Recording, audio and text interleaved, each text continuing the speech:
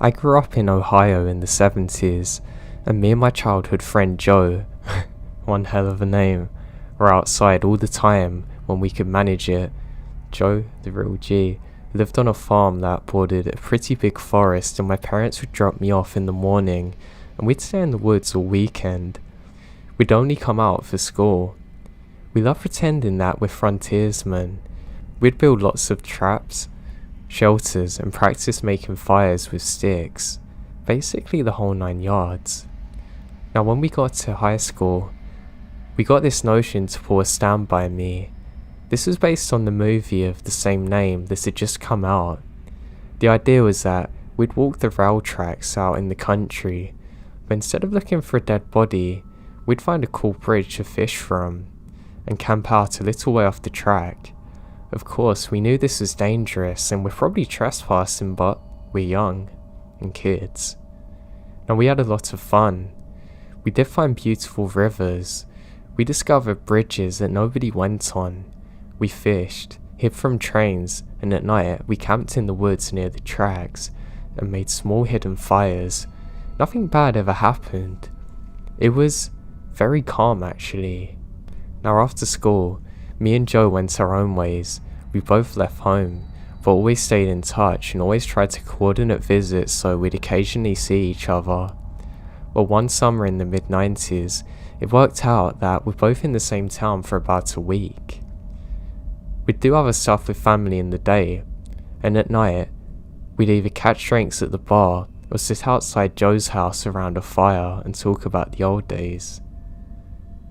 One night, me and Joe got to talking about our Stand By Me trips. Well, nostalgia and beer and a hell of a mix. Soon we decided to take a day just to walk the trails, camp one night and walk home. The day we decided on, we started out early in the morning. We actually had my wife drop us off in the old spot we used to start in, right outside our hometown. She thought this was absolutely crazy and made sure to mention it. When she pulled away, Joe suggested that instead of walking the usual route, we take the opposite direction, just to be adventurous. We knew the land well. We had a map, so I gave her what the hell, and off we set. The day went fine. It was fun and a little sad, but in a good way. We sat on the bridge and moved on. We had no fishing gear, but we brought some canned food and other stuff before the night set in. We picked a spot to camp in. It was a thick forested area, trees on every side of the train track, and it made you feel as though you're in a tunnel. We brought small hammocks to sleep on, but before we set them up, we decided to scout the perimeter. Now this is actually what we used to do in the old days. We'd walk the area and make sure that we're not just on some guy's house or something. We walk maybe 100 feet or so into the woods and end up on a small incline. We figured if we don't see anything from the top of this hill, we'll be good. But when we get to the top of the hill, we saw an old building down at the bottom, about 100 yards into the woods, which is barely visible. We pondered over what to do. We both assumed it was a sugar shack or something, because there didn't appear to be a clear road into it. From where we were, there didn't appear to be anyone in it. It was quiet, with no movement that we can see, no lights even. We decided to walk a little closer just to make sure. We came down the hill very slowly as we near the building, and we see it's not a sugar shack, but it's an old church. It looked as though it had been abandoned for years. It was a squat, sagging building with wooden planks that are busting out from years of moss and rot. A cross still stood on top of that place, also weathered and black, looking creepy. None of the windows had glass and there were no doors, just open doorways. We got close enough to see the inside. There were rows of pews and a built-up section for a preacher to stand on. We didn't go all the way in. We didn't wanna. Beyond all that, there were no signs of anyone, not even footprints. It was an abandoned church. We left immediately and went back up the hill to our spot, and we decided to camp there. Having a hill between us and the church made us feel safe, but we're still a little uneasy. We chalk it up to the natural creepiness of seeing a church in the middle of the woods in the middle of nowhere. Besides, at this point it's dusk and we decide to rig up our hammocks and go to sleep. By this time night set in. Now as we lay in our hammocks, we're talking and we hear something in the direction of the church. What the hell's that? It sounds like people singing. Yeah, I know, man. And it did sound like people singing. We both slid right out of our hammocks and hunkered down, straining to hear more. We listened for a minute or two, and they're singing, but it's not getting louder. We decide to creep back up the hill to see if we can spy on whatever that is. We could move very quietly in the woods. We're used to it from before and it's like second nature now. The moon was barely out and it provided just enough light so you couldn't really see us. We didn't touch our flashlights as we slowly got up the hill, not even whispering. We got to the top of the hill and we see a light in the distance. It was coming from the church. Singing? Well, it's from inside. Joe and I put our heads close together and hushed conversations to each other. Can you hear this? I don't believe this. Craziest thing is that the light appears as though it's coming from a candle and flickering. And though we tried, we can't make out what's being sung. It sounded like church music but in another language. We sat there for a while, trying to see who was in there, but only saw occasional shadows. We have no intention of getting closer. We have about a football field's length between us now. The singing has continued for a bit, but stopped. After that, a booming male voice began to chant. I'm already freaked out, but this voice scared the life out of me. It sounded like an Old Testament preacher that you see in movies, but again, speaking in another language, we can't differentiate any words. Eventually, it got to where the single male voice would say something, then a bunch of voices would answer. This lasted for a while, then they all broke out into the song, which is long and sustained and gets louder and louder. It got so loud it was actually disturbing enough that I covered my ears. It stopped now. At this point, I was getting ready to say, let's get out of here, when Joe puts his hand on my shoulder and says, yeah, they're coming. We're far enough away that we can't make them out really, but we can literally see a line of figures walking out of the hallway, all in single file. Some of them have flashlights and began to sing again. They're moving towards us. We booked it back down to our campsite, grabbed our stuff and ran to the tracks. Once there, we ran down the tracks into the direction we come from. After a few minutes, we stopped and looked back. We saw lights coming down the hill, erratically like they're shaking them. We sprint as quick as we can. We eventually stop seeing the lights and come to our road, but our map is really small and we're struggling to read it. We walk for about 15 more minutes and know where we are. We get to a gas station and my wife gets us. Now my wife and other friends say it's just kids messing around, but there was no way kids made them sounds. Not sure who these people were, but it definitely creeps me out. I remember that happening to me in Ohio.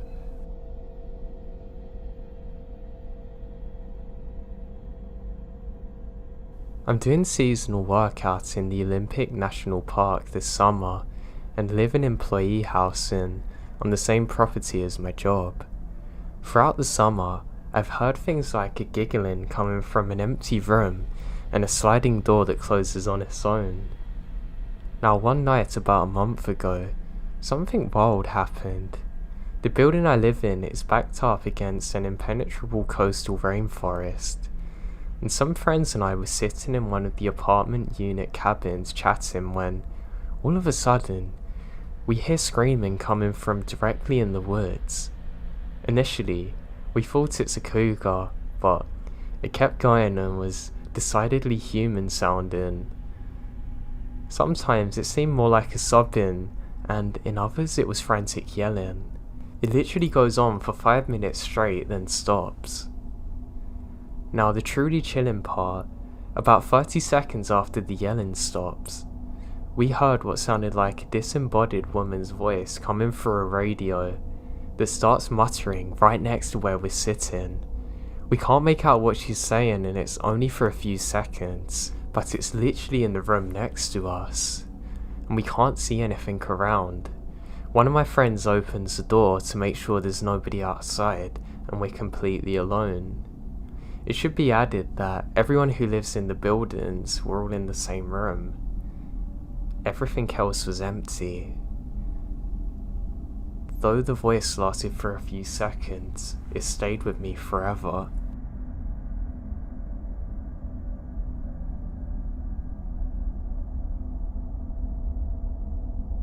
When I was about 9, my family was in a big transitional phase.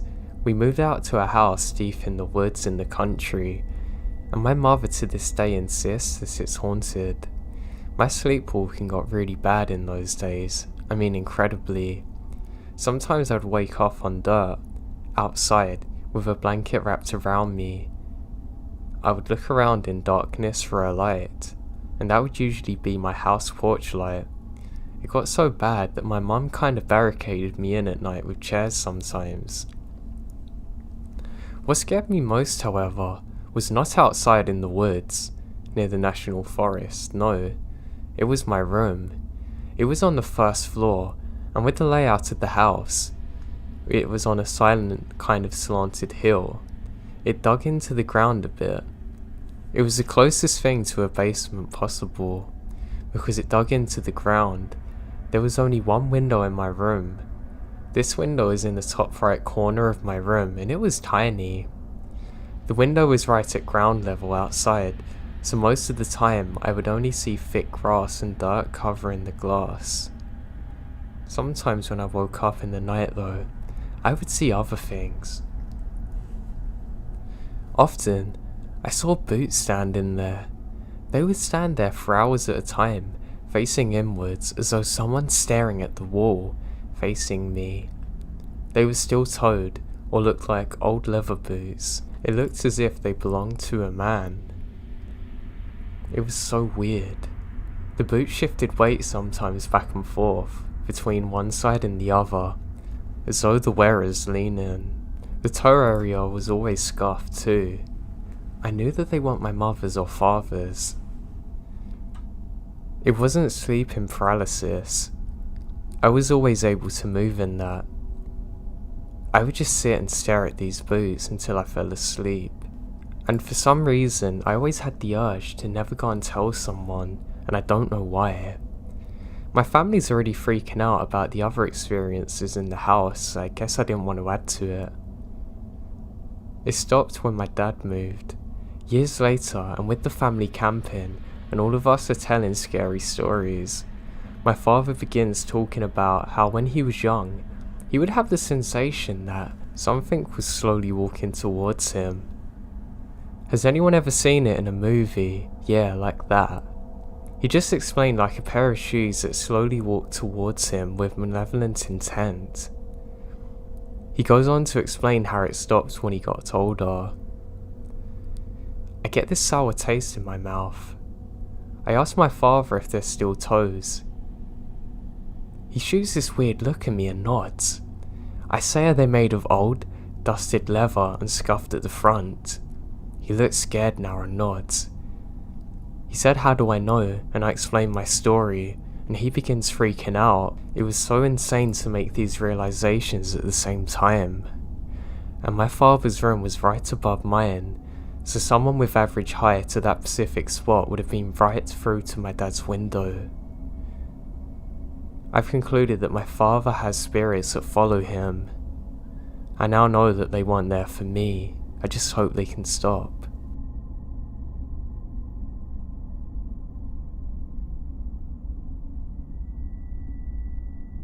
It was mid-December 2010.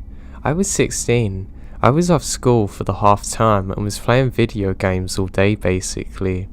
I lived in a small 3-bedroom semi-detached house. Due to my bedroom being upstairs and fairly small, my mum let me have the back room downstairs as my room too. This had all things in there like my PC, reptiles and guitars. We also had some doors leading into the garden near the forest. One night at around 2 AM, I was playing World of Warcraft and using Venture Roll talking to my guide friends. Pretty standard night. At the time, my sleeping pattern was awful and I was staying awake all night playing World of Warcraft.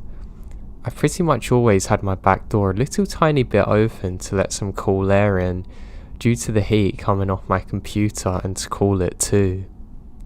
This had never been a problem. We lived in a relatively quiet area. Now our garden backs onto a small wooded area, and the only people I ever seen in there were kids making dens and playing etc. Nothing really to be scared of. While having headphones in, I can't really hear anything outside, because of the game volume I mean. I remembered playing and catching something out of the corner of my eye. Now my PC desk is about 3 feet away from the double doors against the wall. Anybody outside would be able to see me sitting at the desk. I turned and saw a hand opening the door. I froze and remembered spinning around in my chair ripping out my headphones. This would be a pretty good time to add that I was home alone. My mum and dad were at a wedding party and I was fine staying home on my own. Then a man, who's about 30 years old with a shaved head and scruffy beard, is standing at my door. Well, we kind of stare at each other for a few seconds and I ask him to close my door and get out of the garden. But he just casually walked in and stood there. I remembered freaking out a little and standing up and moving to the other side of the room.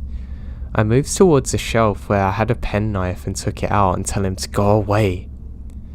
He then said that, and it chills me, he knew nobody was home and says let me stay on the couch until my parents' car shows up. I'm freaked the hell out. He got visibly agitated and starts walking around my room looking at my reptiles. I told him that I'm gonna call the police. I remember not being as terrified as I should have been. It was only for the reason what the situation is that I couldn't really understand what was going on. He then said something along the lines of, you know, I'll stab you long before the police ever get here. I remembered then going out of my room and shutting the door behind me, so he's locked in. I never heard him walk to the door or even try the handle.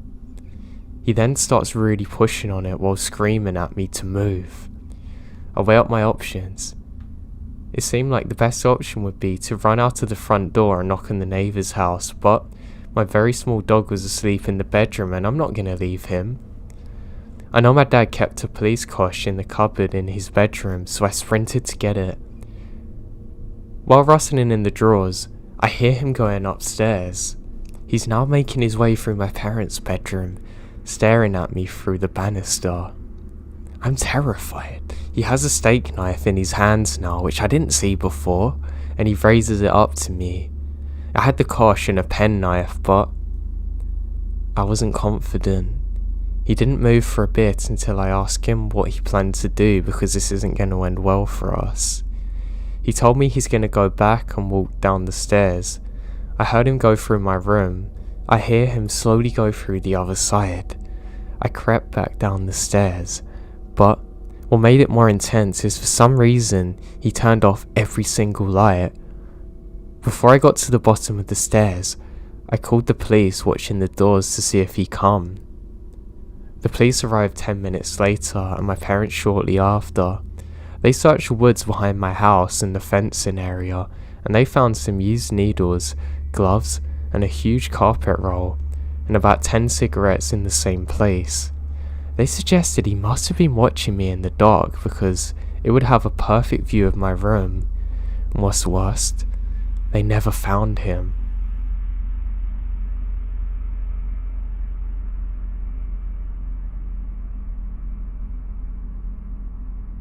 So this is something that I've kept to myself for over 2 years now, and every time I think about it, all the hairs on my body stand up.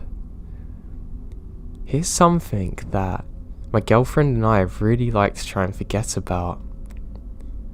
So my girlfriend and I really enjoyed trying to find new hikes in western Colorado. We decided to try a new trail that was not on the national monument, and was far away from any other trail. Was a good deal with the way out of town as well. Anyway, we're on one of the only car parks on the trailhead, and as soon as we're walking it gets really dark. Well, we make it all the way until the moon rose, and I stop to hug my girlfriend. Now all of a sudden, further down the road, at least a few miles away, we hear automatic gunfire. It pops, then goes silent, then pops again.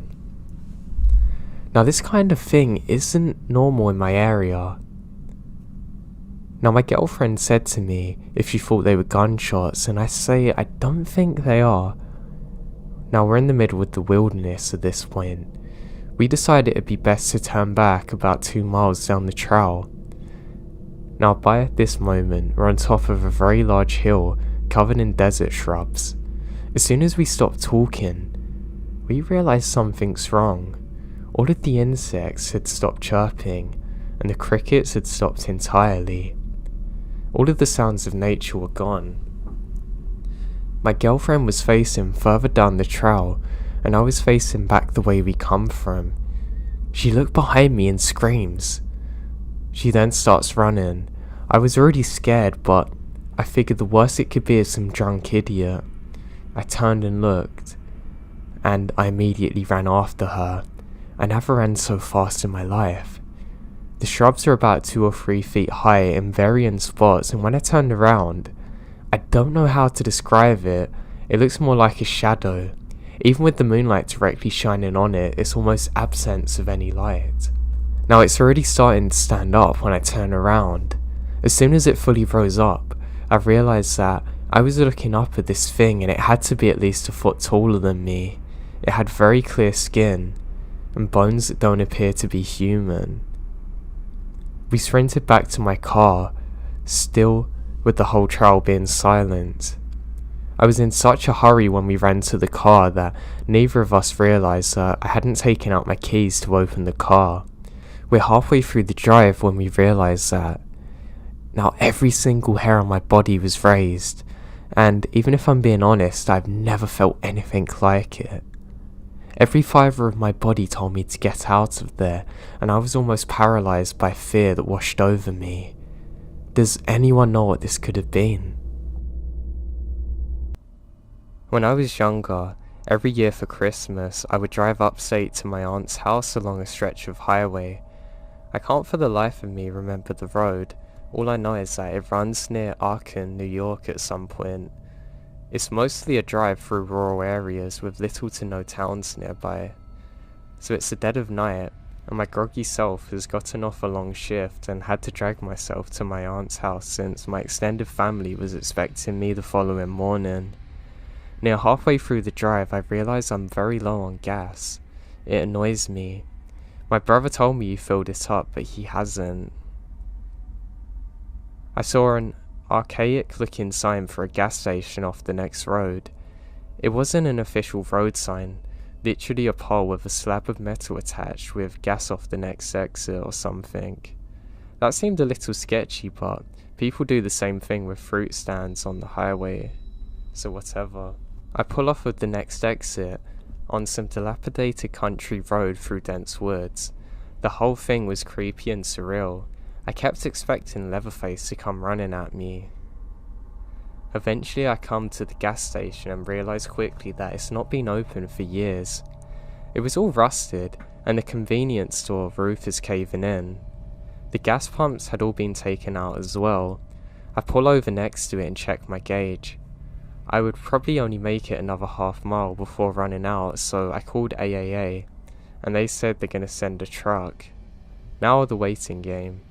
I left my engine on because of the headlights, and it's pitch black, and my paranoid self Didn't want to be sitting next to an abandoned gas station in the dark for what felt like forever. So most of the wait is actually uneventful, until I sense movement around the side of the old store where my lights are pointed. I look up and didn't see anything more, so I look back down at my phone. Then, over the sound of the night, I hear someone yell, "Hey buddy, come here," in a demanding tone. I look up, and there's a guy standing by the old store staring down at me, illuminated by my headlights. He looks like a run-of-the-mill homeless guy. I was spooked and figured that he must have been squatting there watching me. I say, "Yeah, what's up? You got any change?" "Nah, sorry man." I look up at him, and he has this vacant expression. Then I see more movement.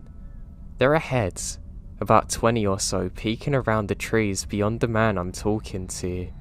I can't see them clearly, but there are definitely people there. Literally just heads, staring in the direction from around the trees. I then see another guy beginning to walk from around the gas station, so I peel off. I get as far away from that place as I can, and update the AAA on my location. The driver came back over and filled me up. I didn't say anything, but he left, and I want to call the cops. I called the nearest sheriff department. When I get to my aunt's house, they called me back and said they're all gone, but they found a lot of different signs that people have been living there. The whole situation freaks me out, but frankly, I consider myself lucky to be able to even tell this story, knowing that nothing happened to me.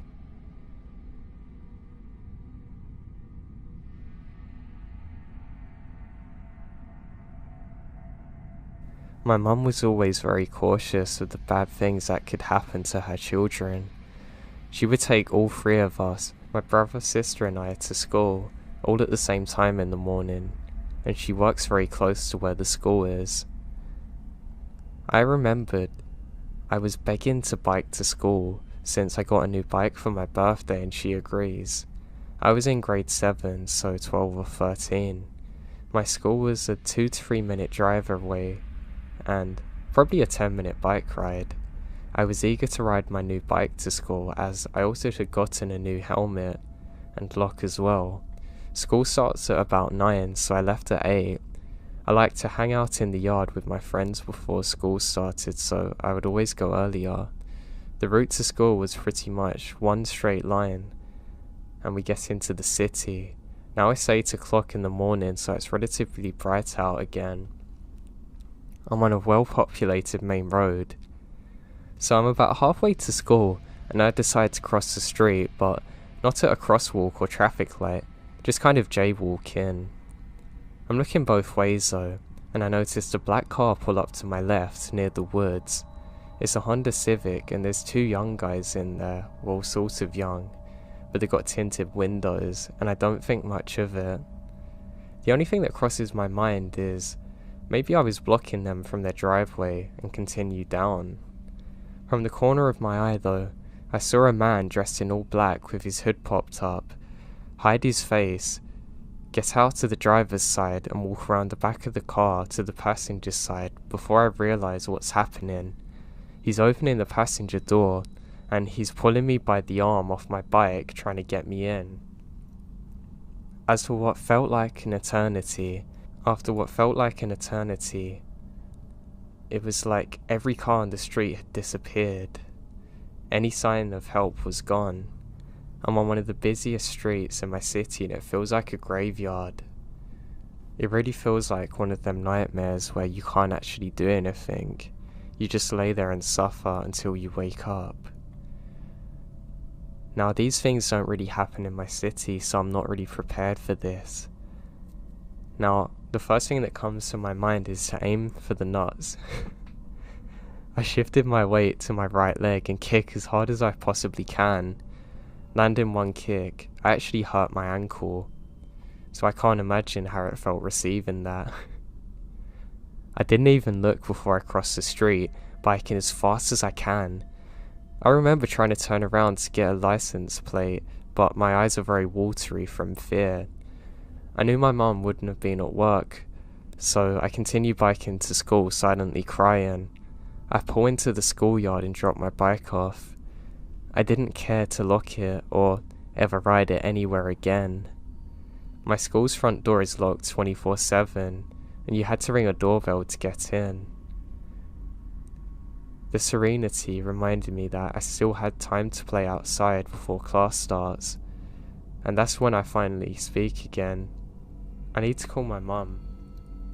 I scream and the door opens instantly. I explain what happened to the secretary, then the principal, and my mum and the police. Now, a business across the street had some surveillance footage, but you can only see the bottom 6 inches of the guy's car pulling up, so that was no use. Apparently, the same guy with the same description went on an attempt to kidnap 3 other girls but never got caught. I don't really believe in God, but I do pray that he/whatever it was never successful.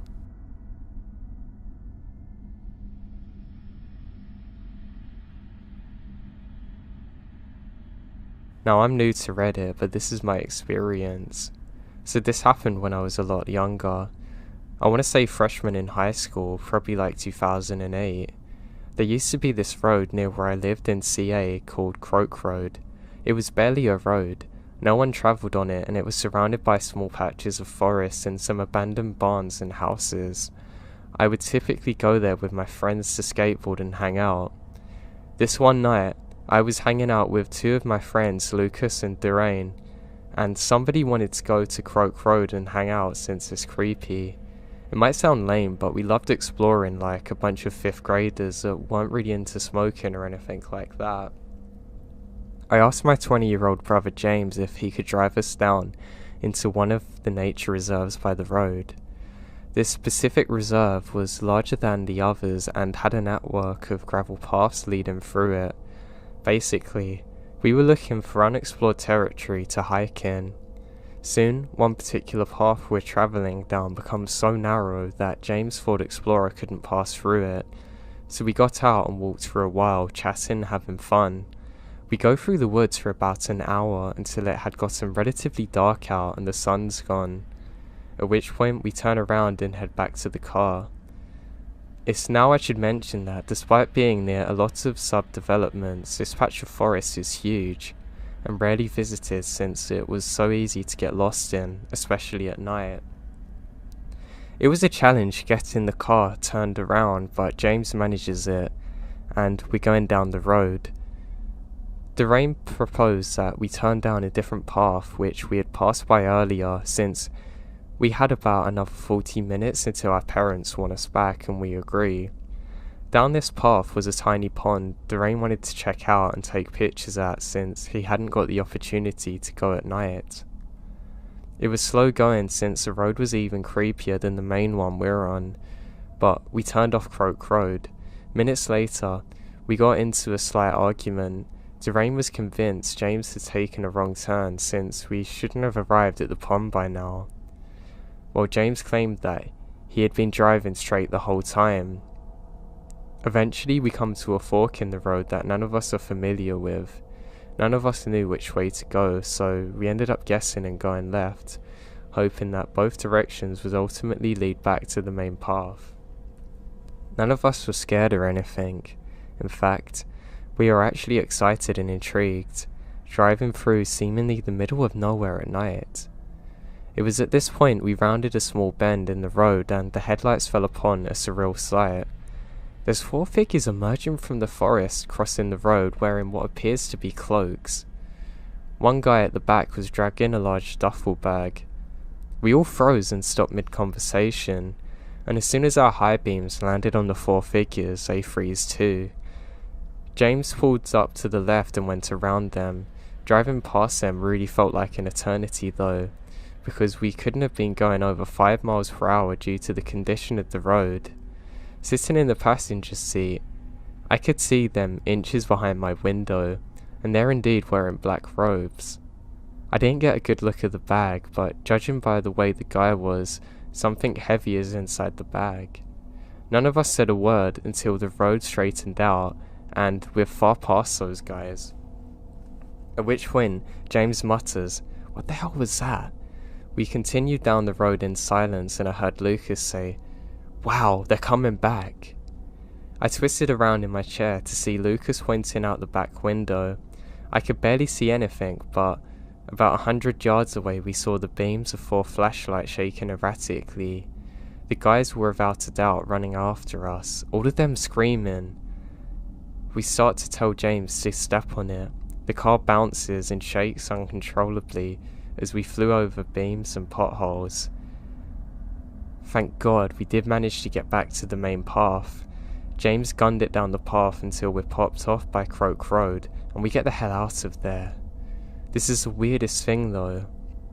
The creepiest thing that I realised is none of them had a vehicle, so they must have been about 50 miles away from anything and they were just out there in the woods with that body thing in the bag. We ended up calling the cops, but they can't find anything.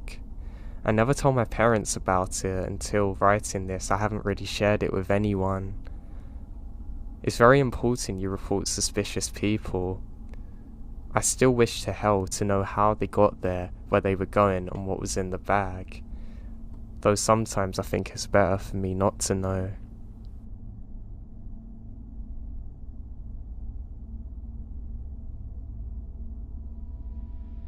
Hey folks, I'm kind of new to this, but this happened just after I went to a Christmas Eve party when everyone goes home and I decide to stay because my cousin and I were watching a movie.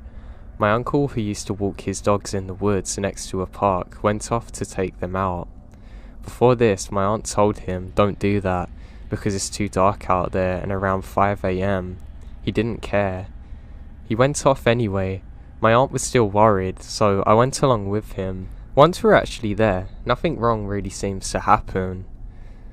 My uncle and his dogs are just relaxing, and I don't really pay much attention to the surroundings when suddenly the dogs go still.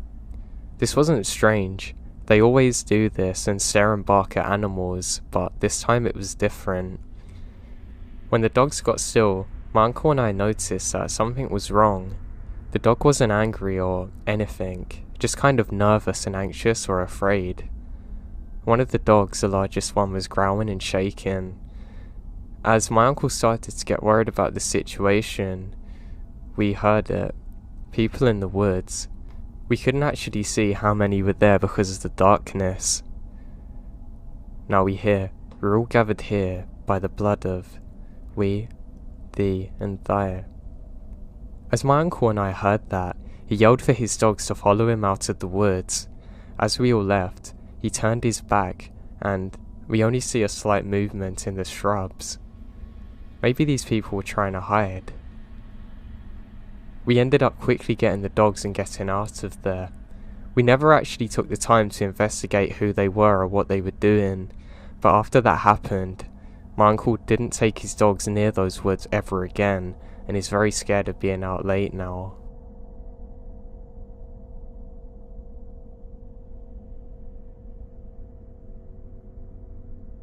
When I was 7 years old, my father took my older brother and I to a cabin in the middle of nowhere as a vacation. We also took our cat with us. Everyone has their own room. I had the room furthest from the other two, positioned right next to where the wood starts. There was a window right next to my bed, and on the right side, and there was a tree right next to it that I remembered getting to climb in the previous day without success. The bedrooms were on the 2nd floor, by the way, and the window didn't have any curtains or blinds to cover it. Now one night, I remembered feeling homesick and unable to sleep. The cats are laying on the bed with me. I was reading comic books at around 2 AM when I heard tapping on my window.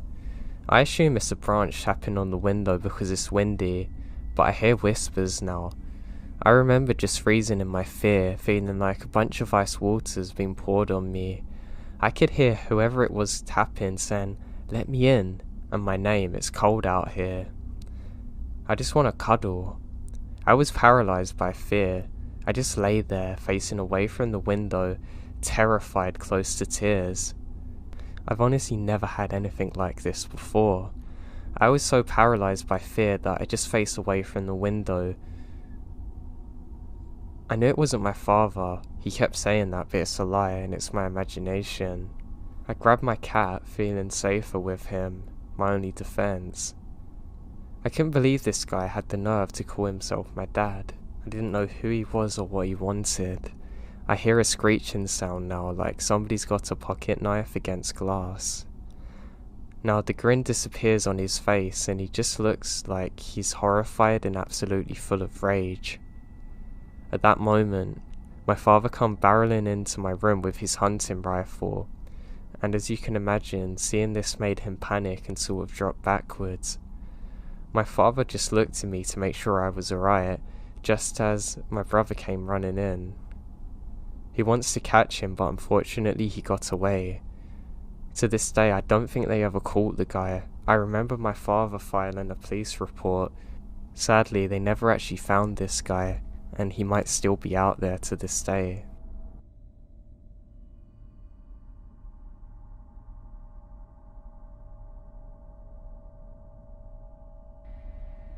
My dad and I went on a hiking trip a few days ago. My dad is a waterfall fanatic.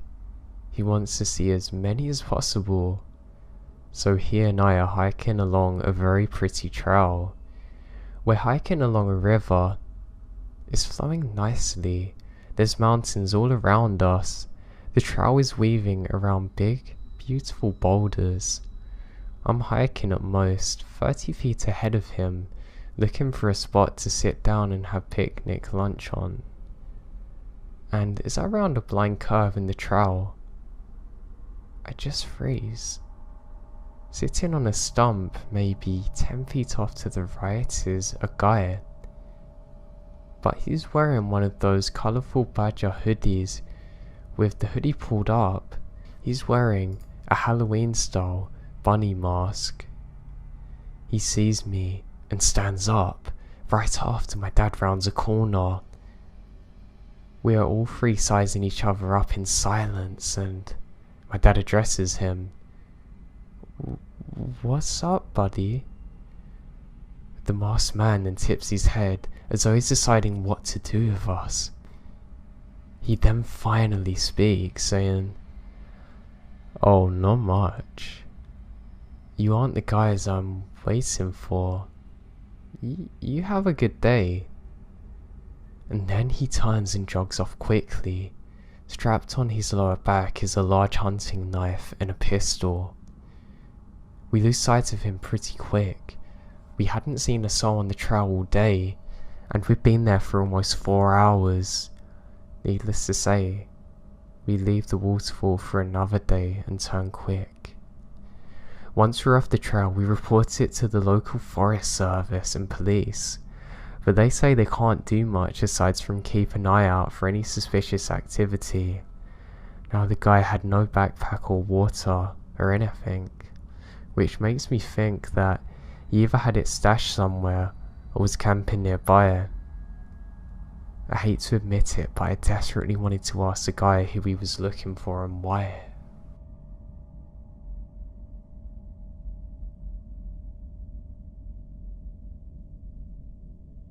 Let me start by saying that I love camping. Anytime my friends and I come home from college, we loaded up our cooler with beer, grab some gear and go screw around outside. Unfortunately, when I was actually at school, none of my sorority sisters or friends ever wanted to go with me, so I often suffer withdrawals from camping. One day, the weather was way too nice to waste, so I grabbed my gear, hopped in my car I borrowed from a buddy and drove to a spot that's secluded yet within safety of civilization if I need to get help. Camping also creeps me out though, but that feeling is always outweighed by the joy of it. So I make a little camp and a fire going. I hadn't brought all that much, but I'm enjoying myself reading and looking around the area, that sort of thing. I got the feeling that I'm being watched and stopped dead in my tracks. I hear a twig crunch over to my right, but see a doe vault from 100 feet or so in front of me. I laughed at myself and went back to camping. I just kept freaking myself out though, hearing sounds just outside of the ring of light cast by the fire. I always get inside my head, so I shrugged it off and kept whistling and just enjoying myself. Around 1, I decided to get into my tent and snuff out the lantern. I'd been slamming beers in the most unladylike fashion and smoking cheap cigars until I passed out. It's around 2 AM. I hear footsteps. They sound pretty light and sort of timid. I think to myself that it's a deer or some animal, maybe a raccoon, but I'm on guard. About 30 minutes of sleeping with one eye open later, and I hear a rubbing sound and the tent fabric being pushed in a bit. I don't know what to do. I'm paralyzed with fear.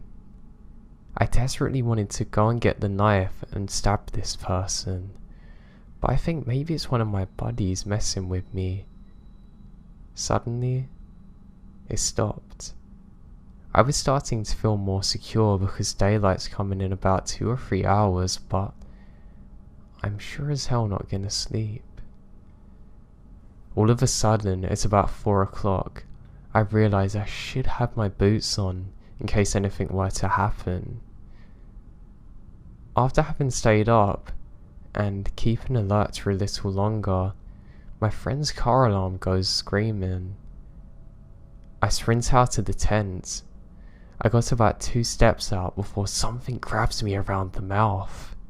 I open my mouth to scream, but instead, the person stops me. I've heard that people can perform insane feats of strength with adrenaline rush. In my case, I just clamped down.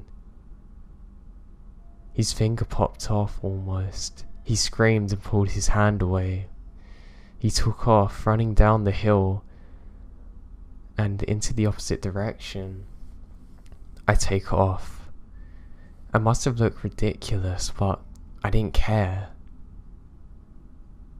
I quickly make it into the car and speed it out of there, calling up my friends, telling them what's happened and the police, and get some real clothing. When the cops get there, they checked it out. The cops went out with a light. They brought me back some of my things that I left there.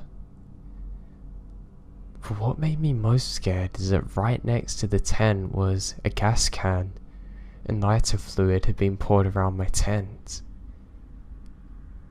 The kicker is, they never caught the guy.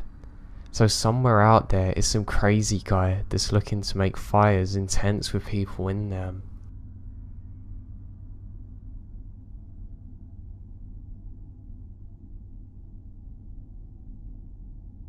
Growing up, every summer in July and August, my family would get together and camp out for 2 weeks at the White Lake State Park in Tamworth, NH.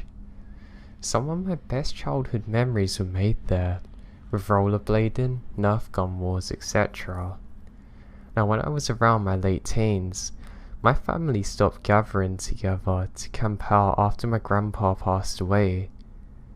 One of the last years I was there, this one particular memory always stuck with me. A little over 10 years ago, I was 16 years old. It was around 10 PM at night when I noticed I had a missed call on my cheap little track phone.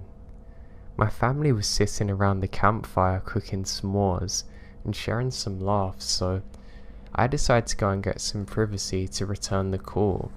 I then took a long narrow trail that winds in between other campsites that, at the end, leads up to the bathroom. I wasn't going up to the bathroom. I just wanted to find an empty campsite and sit at a picnic table to make my call. There was plenty of those, since this whole side of the campground was where I'm going and it's vacant. There was no other campers nearby in that area. It was quiet and dark, so I chose a campsite. I sit down at a table. There's lights from a distance that light up from behind the top of the hill behind me, illuminating my surroundings just a bit. I called my friend and was carrying on a conversation for around 20 minutes. As I'm sitting there, staring straight ahead, I see the silhouette coming down from the road in front of me. The figure is coming towards my direction, where all the empty campsites are. I can see it's a person. It's not that unusual to see people strolling through the campsite for a night walk. The people I see usually have flashlights, so this person doesn't, but I'm not creeped out, just curious. As the person gets closer, I can see the outline better now, and that it's a man. I also noticed his pace slows down. I kept my eyes fixated on him as I continue conversing on my cell phone. A minute or two passes by now, and now he's stopped moving. He's just standing there in the road looking straight into the campsite where I'm at. Now I don't know if he can see me. Oh wait, he can now. He's staring at me. I step back. He was a little heavy and tall. I can make out he's wearing a jacket. I can't see many facial features, but I would guess that I was staring at a man in his late 40s or 50s. Alarm bells are going off in my head now. My mind has turned to mush at this point and I'm frozen. I was no longer listening to what my friend is saying. I just stare off at this guy. He starts moving now. He was tiptoeing towards me, very carefully, like he didn't want to make a sound. He put one foot in front of the other, leaned forward in a slight hunch form. It looked as though he was charging towards me. In that moment, I snapped out of my mind-mushy frozen state and leaped forward off the picnic table and began running through the campsite back towards the trail. Thud, thud, thud. I can hear him getting closer now, leaves scuffling, heavy yet fast footsteps. Footsteps were getting louder and closer. I made it back to that narrow trail. Once he gets close to whereabout I was, I heard the sound of twigs snapping and the sound of someone annoyed that they've tripped or hurt themselves. Most likely he wasn't familiar with the trail like I was. Whatever the reason it was, it causes him to just stop. I don't stop looking back. I just keep running and running until finally I make it back to my family's campsite. When I got back there, they're still having laughs and smiles by the campfire. I break down crying and I'm trembling. I explain what happened, and my aunt woke up and said, "Oh God." He probably thought that he was someone he knew and was doing it as a joke, dismissing me. My cousin saying, "Yeah, he probably stopped running after he realised he didn't know you, idiot." I wish I was taken seriously, but other than that one thing happening, there was no reason for them to really be afraid. My experience makes me think twice about going alone camping now. I always carry pepper spray with me too, and an alarm. I hope I never see that guy again.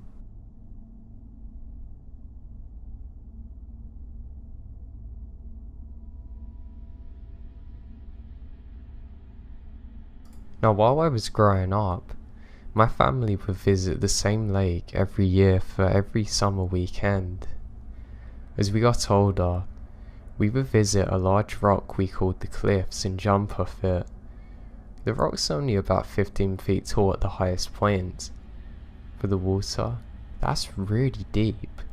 When we got older, we would jump in and try and touch the bottom, but we never could. When my brother and I were in our teens, we took our kayaks to the cliff's edge to jump on our own. We jump off several times. We then find a nice cold spot at the very top of the cliffs and chill there for a bit. As we're sitting there, we notice a white shape in the water, floating towards the surface. It's the letter H. Eventually, it sank back into the water and we lose sight. Before we can look away or even say anything else, Another shape was floating upwards, the letter E. Eventually, it too sank below, but it was followed by 2 more letters, L, P. We didn't jump in after that. We stood up without saying a word and left. We never mentioned it to anyone, and I forgot it even happened. Several years ago, I was working as a camp counselor and told this story as a ghost story. I'd almost forgotten about it and texted my brother to see if I hadn't made it up completely. I asked him if he remembered the time we jumped off the cliffs and saw something in the water. He said yes. I asked him what it was, and he too said it spelled out help.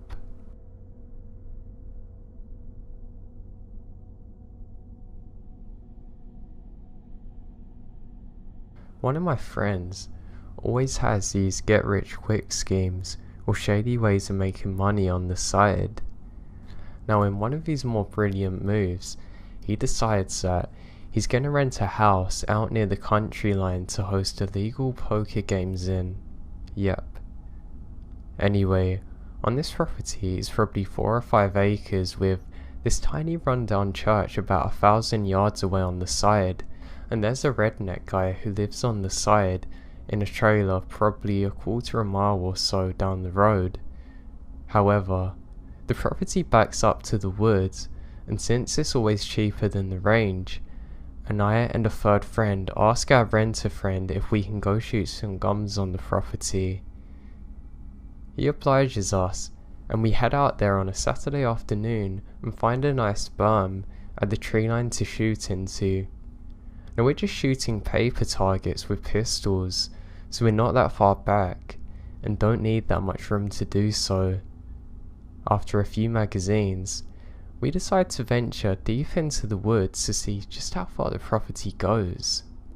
Now we get down to the bottom of the hill and see fluorescent ribbons that the server ties to the trees to mark property lines. We realise that the property is way bigger than we ever thought before. We're already 200 yards into the woods now. Now just as we're remarking how big it is, we see a dead animal about 10 yards away from the property line. Walking up to examine it, we see that it's a goat that's had its head cut off, clearly done by a human. Then we see a severed goat head a little further away. Now the really creepy part to this is that it's not the same goat. There's 2 separate ones, and clearly due to the decay, it's been multiple days apart. Now if we weren't armed it would have been way scarier, but it's still creepy because I fear humans more than anything in the woods now. Now I say this was out in the country, but it's in South Carolina, so there's really not crazy expanses of wilderness being an East Coast state that's pretty much all settled by people. The thing that gets me now is that there was a serial killer call not too long ago around the time we were there, and apparently he started on animals too.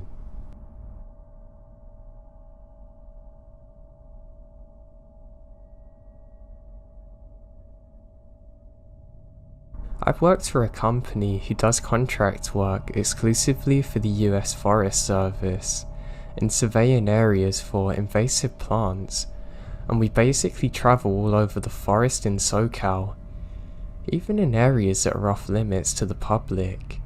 I have many stories to share that fell into the category of being creepy. I have my story to tell.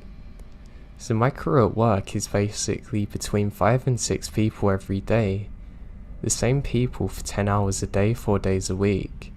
Like I said, we sweep through the forest by combining a search team looking for invasive plants and putting down a GPS tracker on their location to be removed. I remember one day when I started, we came across this abandoned day use area where there had obviously been some sketchy stuff going on. Now we used to park the car in a turnout across from it and eat lunch, and several cars would drive into the area over the curb. Because the main driveway was blocked with a big metal gate, people got out of their cars, some walking their dogs, some taking pictures, some for picnics, and some people just carried stuff and disappeared into the area. For a while, we had kind of skipped over the area because, according to my boss, no invasive plants have ever been tracked in the day use area, so we didn't go there. Nevertheless, it was still sketchy as hell. We would constantly drive by it and see people dumping things. What ended up happening was the crew got called to another part of the forest for a while, and we were probably out of that area for a few months, only coming back sporadically. But we drove down that same road every day and still saw cars parked there and stuff being dumped. So one day, my boss tells me that we need to walk the almost 7-mile stretch of road that day. He asks for volunteers to cover the sides of the road, which cuts through a narrow canyon, only 500 feet wide. The day use area was on the right side of the road, so I volunteered to go right with my other 2 workers, with plans on checking the area out extensively. We took our tools with us, which consisted of hoes, some folding saws, and pulaskis, which are basically a 2-headed axe with a pick on the end. Additionally, I was wearing my knife on my belt. So we started walking into the day use area, and I'm scanning for all signs of life. There's a bunch of abandoned stuff laying everywhere, like refrigerators, storage shelves, and broken glass everywhere. There's also several holes in the ground that were perfect squares, cut into the concrete, and they gone down pretty far. They weren't that big though, probably 4x4. So we kept walking back, and I see these rags scattered on the ground. Some have red stains on them. They're next to a big pile of dirt that's covered with stones and half a skateboard sticking out of the ground. There's a wooden cross nearby, and I'm thinking, is this some kind of grave? So I call the other guys over, and we read the writing on the skateboard, and it was a burial site for something that was once called a diamond. I couldn't make out the years on it, but the grave's big. One of my co-workers thought it was an animal grave. I chalk it up to being something that a dog owner's left there. We kept pushing through, and I'm seeing tons of invasive plants everywhere. I'm reading off the names to co-workers who's putting them into a GPS unit, when we see a building tucked into the corner of the day use area. So we walk back there, and there's a tiny opening between the rocks, barely noticeable from the road, and it turns out to be a whole nother canyon branched off. We check the map and make sure there is a canyon near here where invasive plants could be coming from. The GPS shows nothing. We have to check it now. It's about the size of half a shipping container, clearly abandoned. The door is slightly opened. I reached out with the hoe and pried it open. It's pitch black.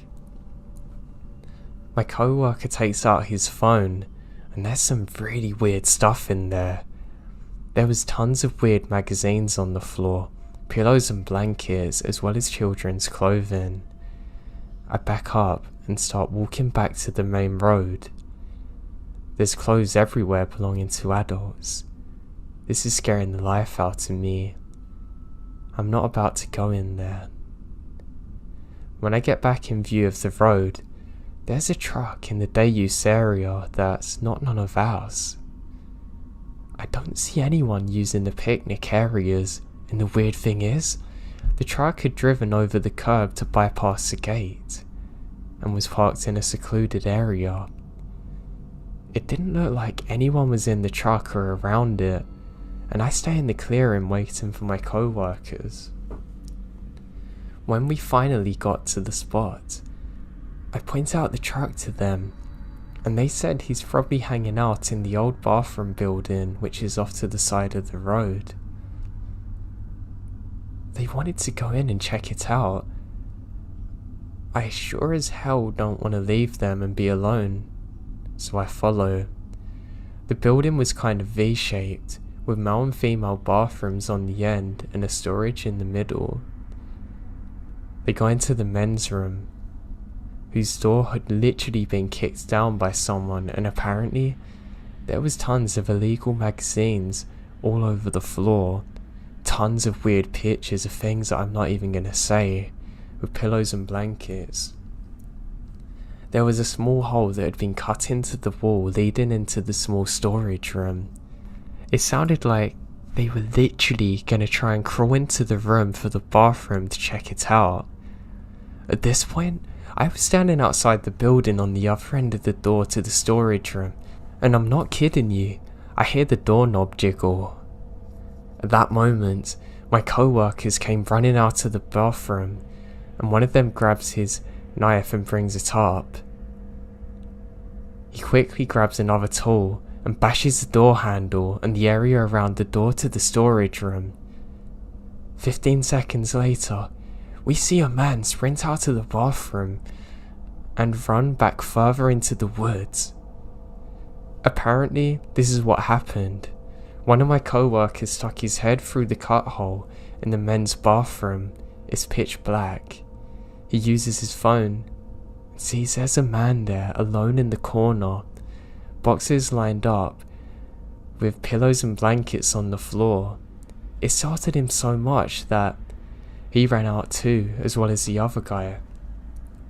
We radioed up some of the hotshot firefighters who had a station nearby for support, and they sent a few guys and literally took a chainsaw to the door, set up a floodlight, and the room is filled with boxes and photos of really bad stuff. We told them where the man ran off to into the other building, so they went to check it out as well.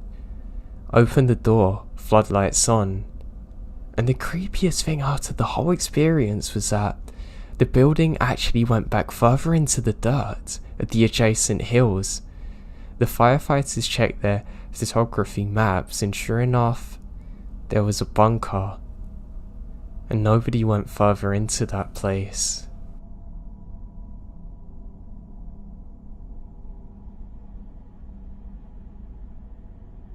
Now, I've been homeless a lot, and I've lived in some distant families' land where they have an old cabin upon slits. Due to the local woods flooding heavily sometimes, I spend a good amount of time in this old cabin. There's a wood stove and a swing hanging from the porch. I use that as a bed sometimes. Overall, it was an okay place, and it wasn't too far of a drive from town to get food. You just have to tolerate the half-mile walk to your car. So anyway, one day I'm out walking around the woods, and in a smallish clearing in the path, I see easily a good 50 to 60 dead geese. Every one of them is mangled in horrifying ways. Necks ripped off their bodies, blood everywhere, feathers for the life of me, bones sticking out of the dirt. It looks like a genocide. The ground is dry, and there's lots of dust, but I saw no prints, and there was no other evidence of anything ever being there, aside from what I can only assume was some sort of explosion. I also found a torn open old backpack with a great deal of candy wrappers thrown about. Way too mouldy to identify or know anything of. I decide to turn back to see if I can grab a camera when I start hearing this god-awful shrieking sound, as if it was coming from every possible place. I took off pretty fast when it started, and to this day, my best guess is that it's a massive fume of toxins, or Or maybe it was from some massive animal. I really can't get a rational explanation here, and it really scares me.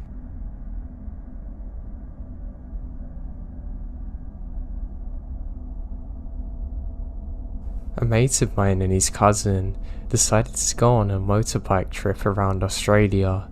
Unfortunately, on the second day, the cousin's wallet falls out of his back pocket, and it was only hundreds of kilometers later that he realizes. Now, the two of them are forced to rely on only one guy's money, since all of the bank branches refuse to give out money to my cousin with no ID, which of course is in his wallet. Matters were complicated later when they filled up with non-sniffable Opal petrol, which buggered up their engines and required them to pay a mechanic to fix it. The end result was that they had almost no money, and any money left had to be rationed for petrol. They're eating 2-minute noodles for every meal and sleeping rough. In some towns in the middle of nowhere, they would go to the local pub just for warmth and company, but couldn't afford a beer. So one night they stopped at a town that consisted of a handful of houses, a caravan park and a hotel. When they went into the hotel, they met all of the locals, including the local cop and the owner of the caravan park. Mr. Caravan Park started talking with them and was getting pretty chummy because he knew that his was the only place offering accommodation and camping in that area that was legal due to the presence of crocs. Realizing that if they planned on camping illegally, they could get tipped off to the police, they decided to sneak out without anyone realizing and head out of town. They were hoping to find some shelter, but it was featureless red dirt as far as the eye can see. After about 20 minutes, they came to a bridge and hid their bikes under it to set up camp, even though they're in the middle of nowhere.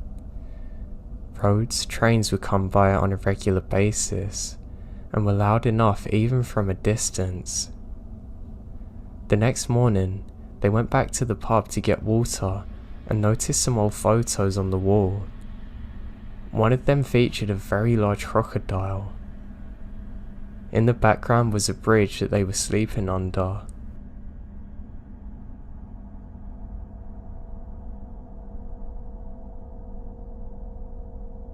I was on summer break and went camping with my friend and his parents.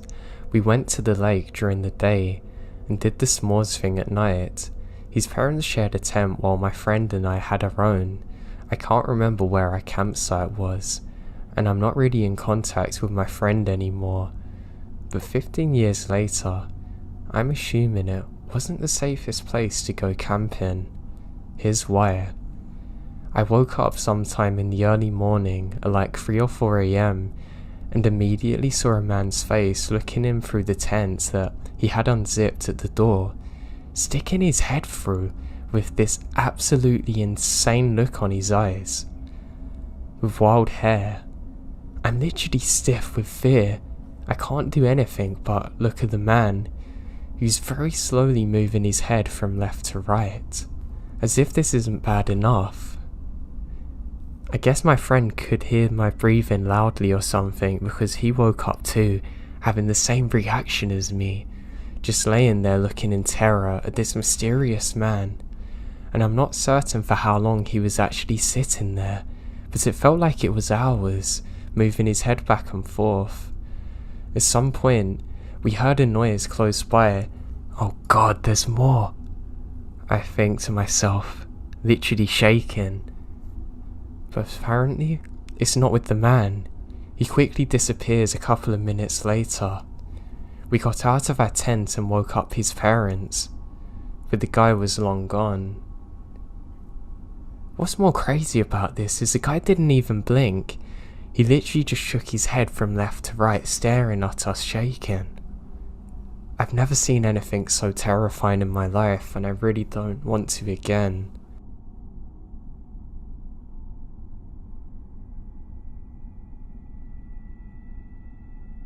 This happened about 15 years ago. I was 6 and my sister was 11. We were camping with our grandparents on a campground we went to often, in a tent trailer we always used. We had been there for a few nights, having no problems at all. If you're not familiar with a tent trailer, the kind my family owns has 2 queen-size beds that fold outwards off the trailer and we're somewhat suspended. We have a tarp over our head attached with hooks underneath to the base.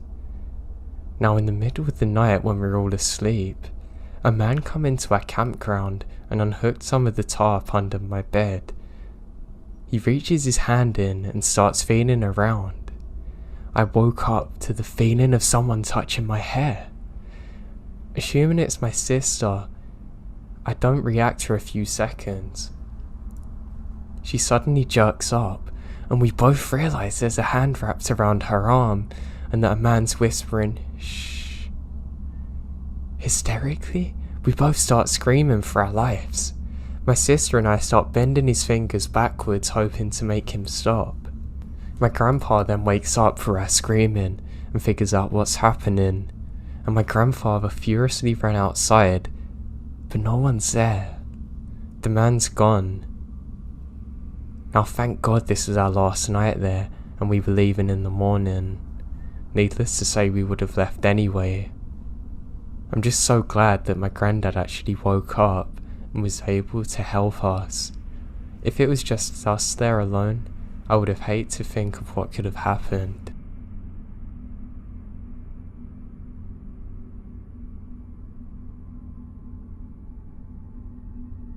Me and my father always went fishing.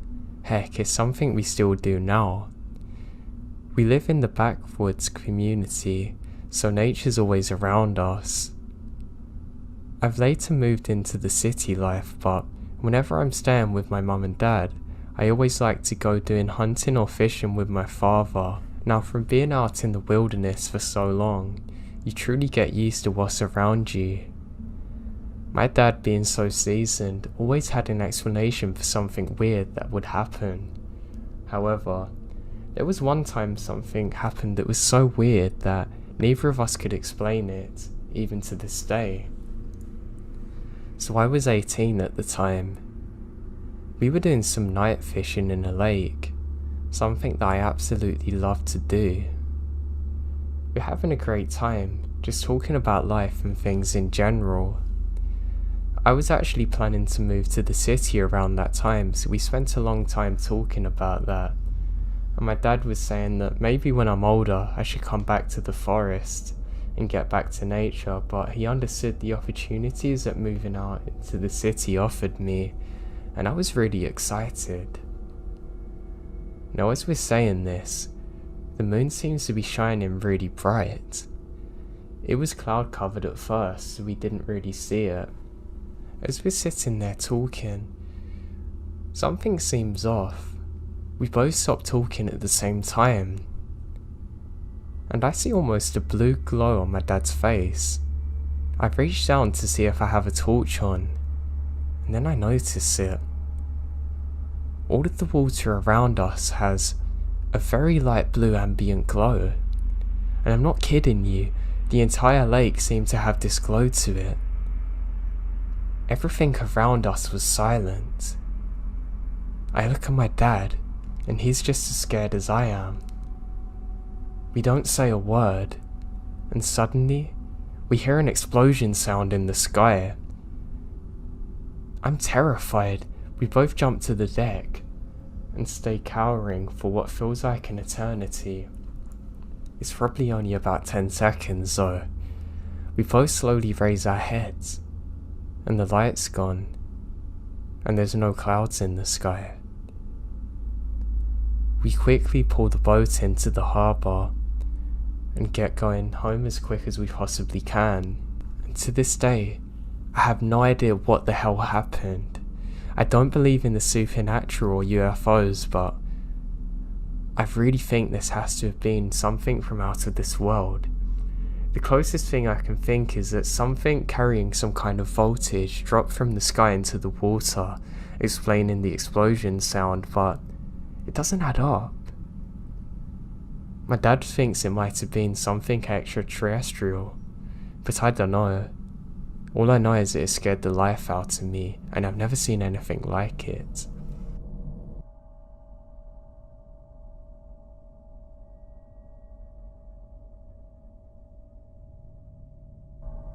There was something about her. The fact that she was just too nice. To everyone. But that wasn't how she was when she was alone. And do I know this? I watched her. You may think that's pretty creepy, but I don't care. I needed to know what was wrong with her. Everybody could tell how fake she was. And no one dared to investigate. Of course not. She was scary as hell. So anyways, this all started a week and a half after she moved to our school from... what was it she said? California. She moved to Maine from California. As I was saying, when she first moved here, everybody loved her. She's pretty, nice, and everything that makes up the typical popular girl. Another thing that struck me as unusual was that she came right in at the middle of our senior year. I know if my parents ever made me do that, well, it wouldn't work out well for them, to put it one way. Anywho, after about a week, people started noticing things. She noticed that they noticed. She started to try extra hard to fit in, to kiss ass, to make friends and keep them. The problem was, people were starting to fear her.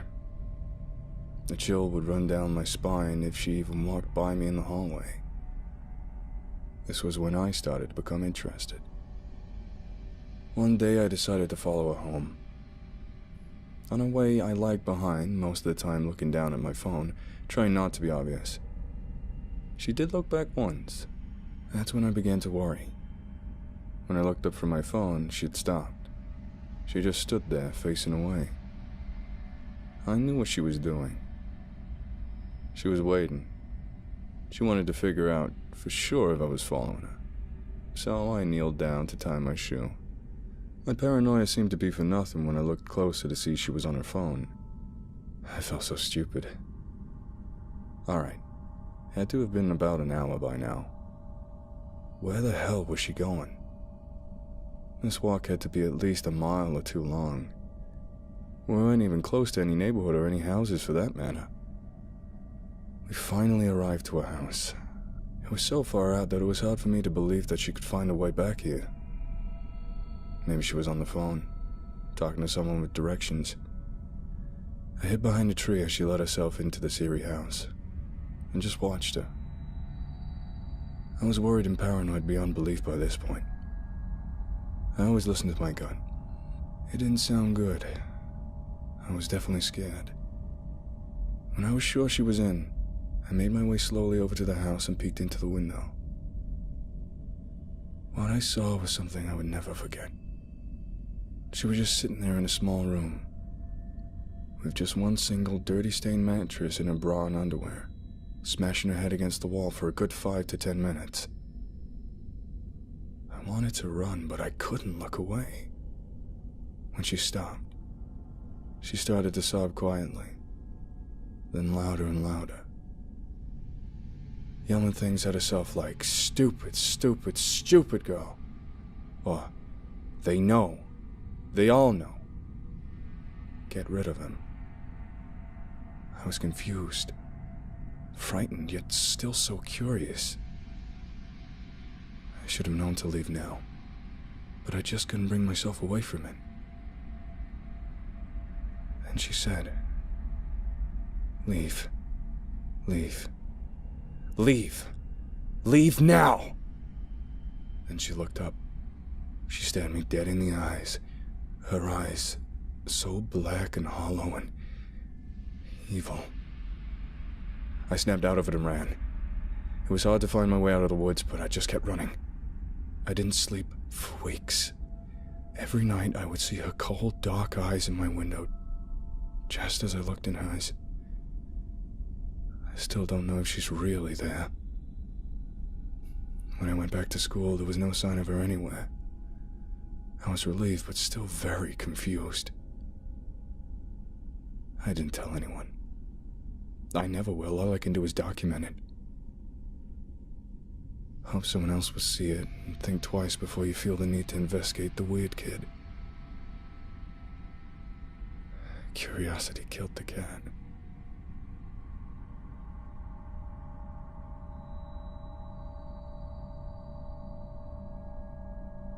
I've been a security guard in my company for over 2 years now, but the work my company does is not your typical run-of-the-mill work. To put it simply, my company accepts jobs which no other security company will, including high-risk assignments that often result in death. Let me take it from the top.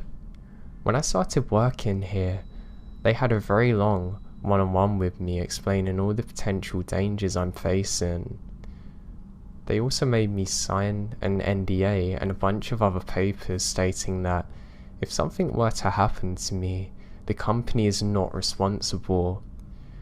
They explained that the job is risky but well paid. I had been jobless for a while, so jump at the opportunity regardless of the risks. Unlike most other companies though, they made me read through the entire NDA aloud to make sure that I'm aware of all the rules. Some of the things that I read there made me think initially that it's a joke, but then I see my superior was dead serious. My job would basically be to provide support to the guards at other posts via comms and patrol the perimeter I'm stationed at. Now my headquarters was located in an office building compound which had multiple companies renting the adjacent buildings. I would mostly work nights, with the occasional mornings, and the rules as follows. I was to do a full sweep of the compound and all offices, save for Building 4, the call centre. I was not to approach Building 4 under any circumstances, no matter what I hear from outside. Even if I saw someone inside from the windows, I do not engage them. When I ask for more details, they don't answer me, saying, if I value my life, then I must obey. Now people work a normal 9 to 5 in that building, and nothing seems to be wrong during the day. When I ask the employees about it during my morning shifts though, they don't want to know me. For Building 6, the designer company, the rules are even stranger. Here's what the building chief tells me. In Building 6, you may run into someone, a woman to be precise. She's going to try and start a conversation with you, and it's imperative to ignore her at all costs. She's going to try and talk to you, taunt you, but she'll never get in your way. It's an extremely important rule to remember, and I cannot stress this enough. If you see her in the building, don't run. Finish your sweep. Trust me, she'll know. Do the sweep as you normally do. Check every room and quietly exit. Ignore her the entire way. She's going to become increasingly agitated and violent. Tell you something's behind you. Ignore her, unless you want to end up like the last guard, okay? You'll be fine. Now I've since encountered the woman, and it was a grueling and agonizing experience I don't want to speak about. Another rule I had to remember was not to open the gate between the hours of 22 and 07. The chief said that under no circumstances am I to open the gate. Even if the next guard comes 5 minutes earlier to relieve my duty, it remains shut. That brings me to this experience I had. It was about 6 months after I started working and the sun's already up. I heard knocking on the gate and went out. I saw through the gate the silhouette of my co-worker. "Hey, mind opening the gate?" he said. As I approach and put my keys into the hole, my phone starts ringing. I answer it without looking, but when I heard the voice, my blood froze. It's my co-worker. "Hey man, I'm gonna be 30 minutes late today, sorry," and hung up. I realise it's 6:50 AM. I stare at the silhouette on the other side of the gate, who suddenly starts banging on the door, demanding to be let in, stating he lost his cell phone and he was the real co-worker. I now retreat to the guardhouse and wait for what feels like forever, when this banging suddenly starts on the door, demanding to be let in, stating that he lost his cell phone and he was a real co-worker. I retreat to the guardhouse and wait for what seems like forever until it stops. In reality, it only lasted until 7 AM. Those were all the rules I had to follow on my own post, and most of the time it's uneventful. However, I have heard stories from other co-workers. Since I'm in contact with guards at other posts, one of them told me his story. He worked as a guard in a residential building, and one night an old man who lived there called him to come to his apartment. He didn't explain what's wrong, just said go there, so he did. When he reached the apartment, his wife was crying, stating that her husband's dead. The guard tried convincing her that her man was very much alive and had in fact brought him there, but when he turned around, the old man's gone. It was then that he saw the old man's dead body in the chair, near his sobbing wife. He quit the same night. Another creepy thing that happened was on the farmstead which our company has guards on. A guy by the name of Jeff who worked there told me about his own experience which made him run away from his post in the middle of the night. So apparently, the farm was empty at that time since it needed some more staff built first. But his duty was to basically patrol circles around the farm, making sure there's no squatters or vandals. So one night, as he's walking around, he hears someone calling his name in a playful tone. He dismisses it as his imagination at first, but when it reoccurs, he asks who's there, demanding they put their hands in the air. Now I haven't seen this, so I can't guarantee anything, but Jeff says that all of a sudden, a man suddenly rises from the crops, and they just reach his waist, which is technically impossible, because the crops themselves are taller than Jeff, who's pretty tall. But the man grins at Jeff and continues calling his name playfully, as though he's still hiding from him. Needless to say, Jeff didn't exactly stick around to see what the fuss was about. When he reports it to HQ, they said there's sightings of him in the past, always calling out names, but never really doing much harmful. The final thing I'll share with you here is my experience when I was stationed at a post hospital for a month. It was a private clinic. Now my job was basically to monitor the camera feed. Camera 3 was cut off, though I have no idea why. I asked them and they told me to keep it that way and to never turn it on again. They also said that from time to time I may see a person on feed which covered the outside of the security office, and that he would just be standing there facing the door. I was to remain in my office, whatever happened, and never glance at the door. He would usually disappear after 30 minutes or so. Patrolling was strictly forbidden between 3 to 6 AM. Money is one of the reasons I haven't quit so far, and the dangers aren't that bad if you get used to it and know what you're doing. And plus getting stationed at different posts keeps this job adventurous and dynamic. But I still have no explanation to any of these things to this day. I just pray I'm not clumsy enough to ever find out what's the worst that can come of them. I guess you'll never hear from me if that happens anyway.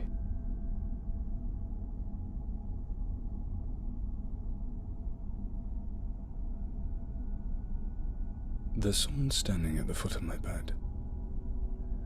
Every night for the past week, as my eyelids grow heavy and I slip into unconsciousness, he comes out, his hands grasping the metal railing, rising 1 inch at a time. He peeks out his head first, black and featureless, a pair of cobalt blue eyes set high up where his eyebrows should be.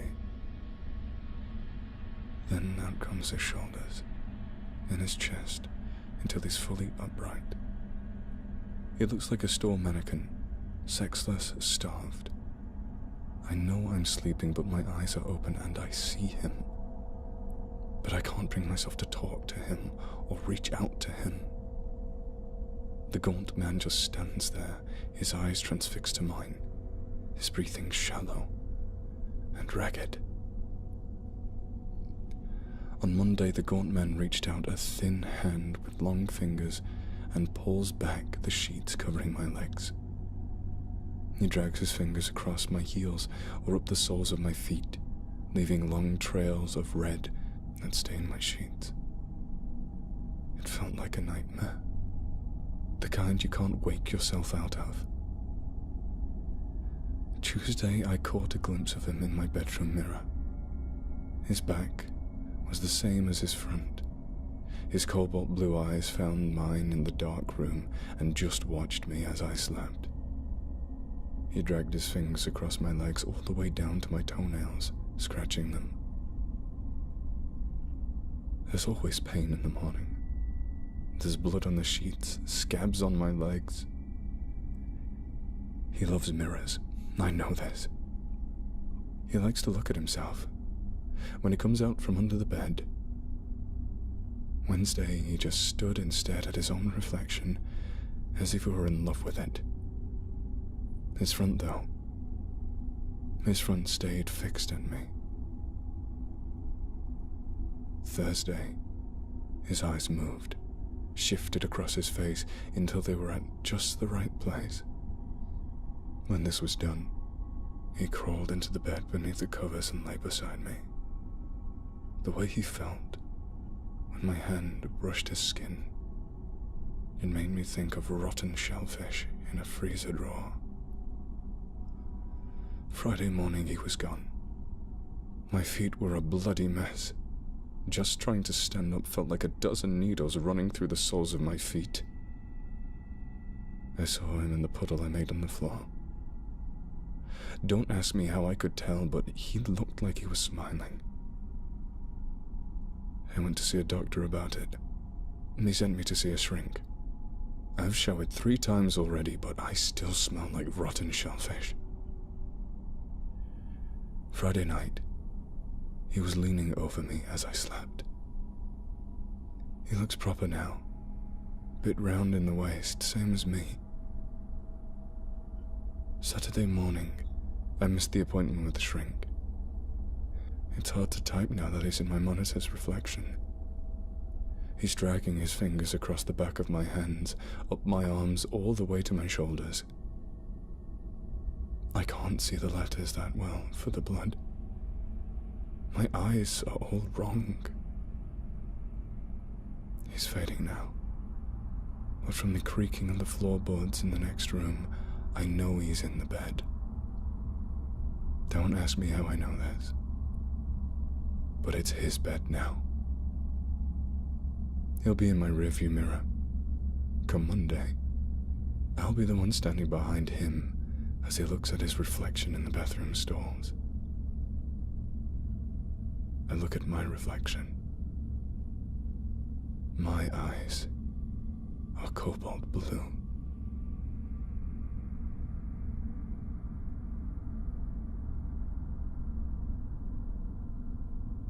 Now this is a personal family story that's never been shared before, but I can't keep it in, it's just too crazy. I mean, so there's been this doll that's been in our family for apparently hundreds of years, but I don't believe that. The thing's got to have been about 100 years old. Now apparently, that doll is haunted by some of the natives that used to live on the land that my family owns. Get this, the story of how they found it is that my grandpa woke up in the night with this urge just to go digging. Never had anything like it before. Literally in the middle of the night, grabs his shovel and he says that there was almost a voice guiding him there, but it wasn't speaking to him, if that makes sense. He just knew what it meant. So he grabs his shovel and heads out in the dark, with only the moonlight guiding him and the voice. He starts digging away. My nan thinks he's gone crazy. However, he eventually strikes something. We can then see that he struck a box, and what's inside the box? You guessed it, the doll. Now apparently, when he started looking at the doll, he realised something was wrong with it, and immediately dropped it. He ran inside and went to bed again, hoping that maybe, just maybe, it was all a dream. My nan was furious at him for doing so, being a very strong believer in the paranormal. Unfortunately for him, it wasn't a dream, and he woke up the next day with it sitting in the living room. Both of my grandparents were sure that each other had put it there, and didn't say anything about it. Now that's where I come into the story. Apparently, I would wake up when I slept round there, and I would complain of it screaming at me whenever I made eye contact with it. What's worse is my other siblings also reported the same thing, but for some reason my grandpa had an urge that he had to protect it and couldn't get rid of it. That all changed, however, one day when my mum was having tea with them in the living room, when she caught eye contact with the doll, and she heard the screaming too. It's like a faint voice in the back of your head that slowly gets louder. That was it. She's had enough of it messing with her children, and my grandpa, for some godforsaken reason, protecting it. She heads outside with simply a lighter and some sticks. She throws it onto a fire and burns it. She then buried the ashes, and years later we sold the home. Now I don't know if that thing's still there, or whether it's actually returned again to haunt the new owners of the home. I know one thing though, I'm glad that my mum was brave enough to deal with it, and that I don't ever have to see that godforsaken doll again or hear the screaming.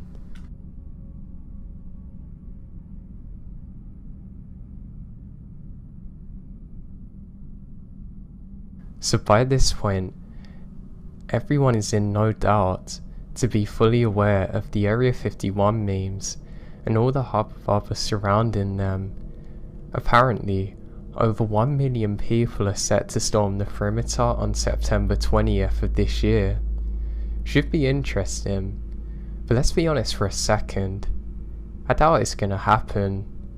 Even if we did, even if by some ridiculous miracle they managed to overwhelm the most powerful military on Earth and infiltrate a top secret base, I don't think they'd be exactly thrilled with the results. I'll just come right out and say I guess Area 51's a red herring. It's a distraction, and pretty much always has been. Nothing out there but sand, reclusive scientists and an old lake. I mean, think about it. If Area 51 is one of the most top secret and covert blacklists in the world, how does everyone know about it? How secret can it be if everyone knows the secret? I mean, for frick's sake, even Obama acknowledges its existence. That's the whole point of it. They want you distracted so you don't look for the others. But why take my word for it? Who am I? I'm just some pleb on the internet that decided to cash in on a trend for some clout perhaps, yeah. But no. That may be who I am now, but I was once a person of particular interest to the United States government. Most people know me as Mr. Blue. It's not my real name, but it's much easier to pronounce. I used to be a pilot. I did that for many years, and I loved every second of it. I tell ya, there's nothing quite like soaring through the skies and breaking the sound barrier for the first time. Yeah, you might crap yourself a little, but hey, that's part of the experience, really. Now unfortunately, The type of work I did is above the top secret, and for all of our safeties, I cannot go into any more detail of who I am or what I did. One day, however, I was out on a classified reconnaissance mission in a certain area I should not have been. Now I'll apologise here for any vague details of certain things, but you gotta understand, the things I'm about to tell you are beyond top secret. I mean, they'd kill me 10 times over for uttering a word of it. But anyway, the mission's going as planned, when suddenly my instruments start going haywire. Air pressure inside the cabin just plummeted, and the speed and fuel consumption gauges start going crazy. Everything. I mean, I've never seen anything like it. Next thing I know, I see a bright light soar past me at an ungodly speed. The shockwave it produced is so violent that it shredded the whole of my craft in a split second. So I went from casually flying along to suddenly regaining consciousness as I plummeted headfirst towards the ground at terminal velocity. I managed to pull my chute before I splattered, but as I touched down, I almost wished I hadn't. There I was met by an entourage of at least 24 men in winter camo suits and masks. They're all pointing weapons at me and screamed in a language which I recognise as English. I do my best to calm down and appear unthreatening, but that didn't stop them from wrenching me into a pair of handcuffs and hauling me onto their APCs.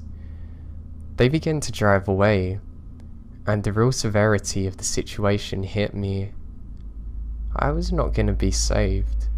The people I worked for had never said it, but I always known that if you're captured, you're on your own. With that in mind, I had no real incentive to keep my mouth shut once they started the interrogation. It may seem cowardly, but I'm not about to be tortured brutally from a former ally. Yeah, the government says that they don't torture people, but that's what they say. So I told them about who I worked for, what my mission was, why I grew up, all that jazz. It was all fabricated, but they took the bait regardless, thanks to their severe distrust of the Russians at the time. But they were actually pretty cool after that.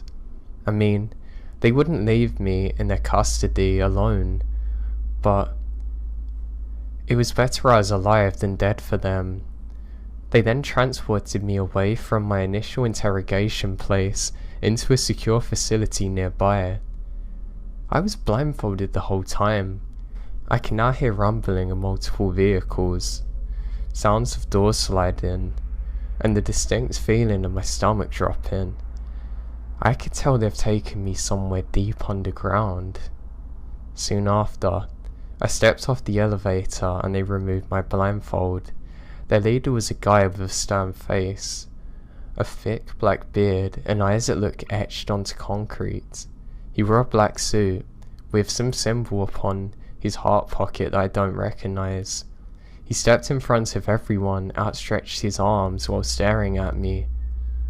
"Welcome to your new home." An ever so slight grin stretches across his face as he says it. I glanced down the dismay grey hallways which seemed stretched out further than I could ever imagine in multiple directions. They led me down some hall on the right, past dozens of locked corridors, and the rooms before ushering me into a cell. My handcuffs were removed soon after, and the door slid shut behind me. The same man who had welcomed me to the facility then approaches the window, pushing the intercom. "Welcome to the corporation, Mr. Blue.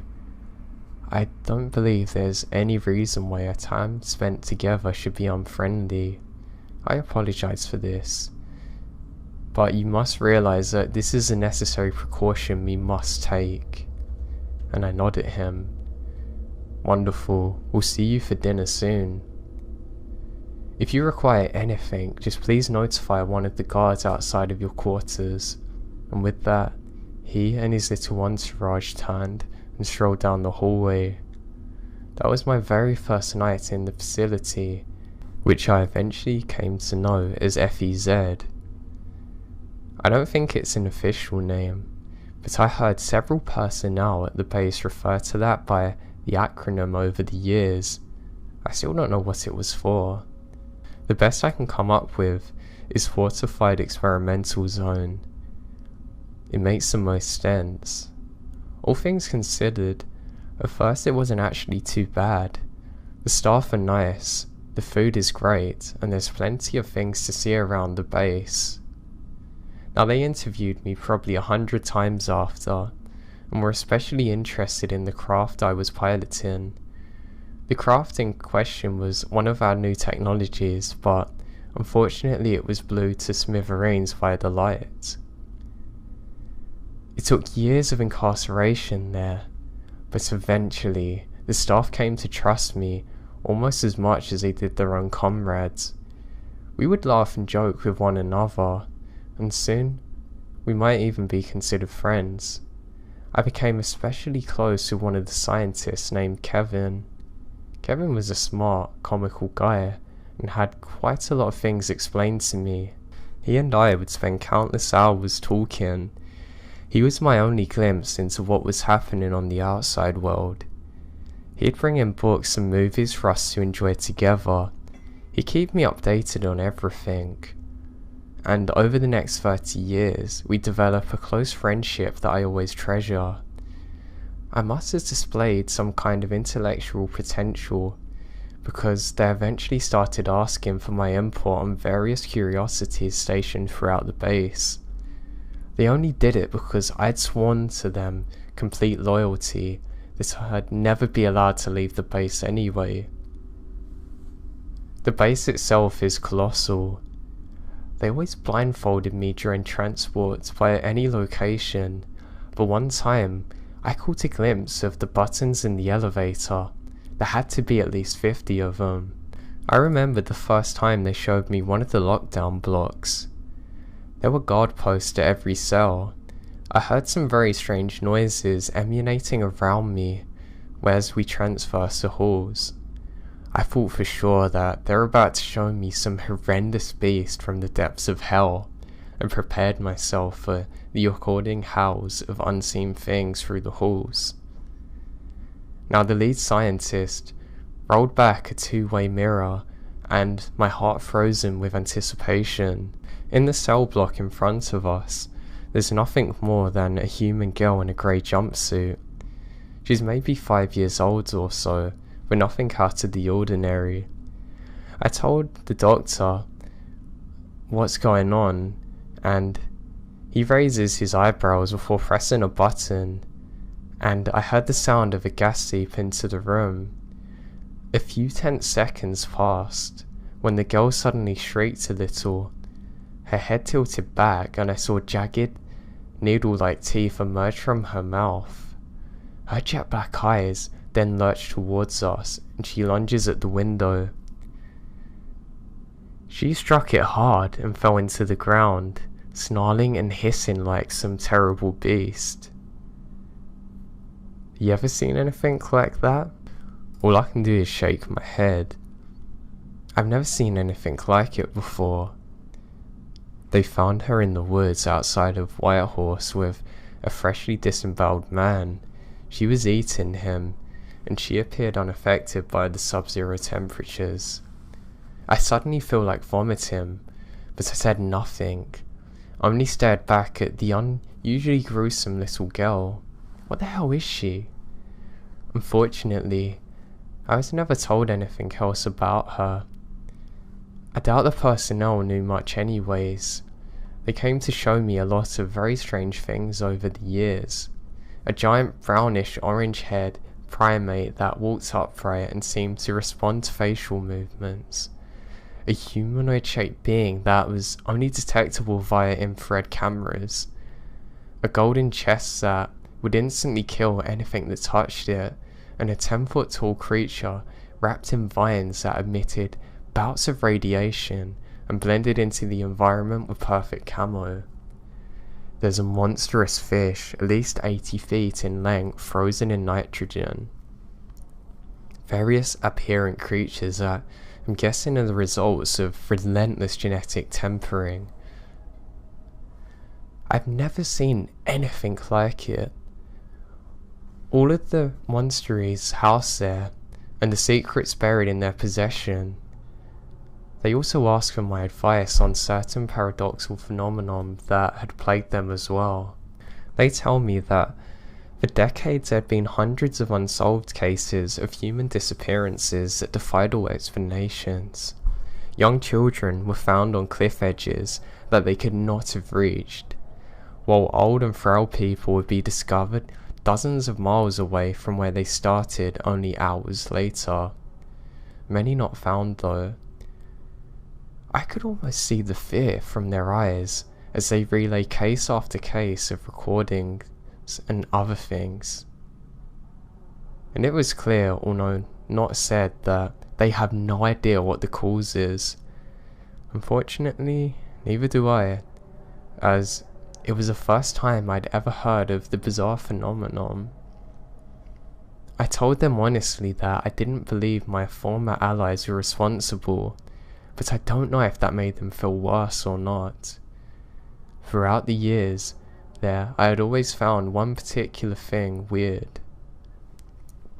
After all the weird and terrifying things they showed me, there's never a mention of extraterrestrials.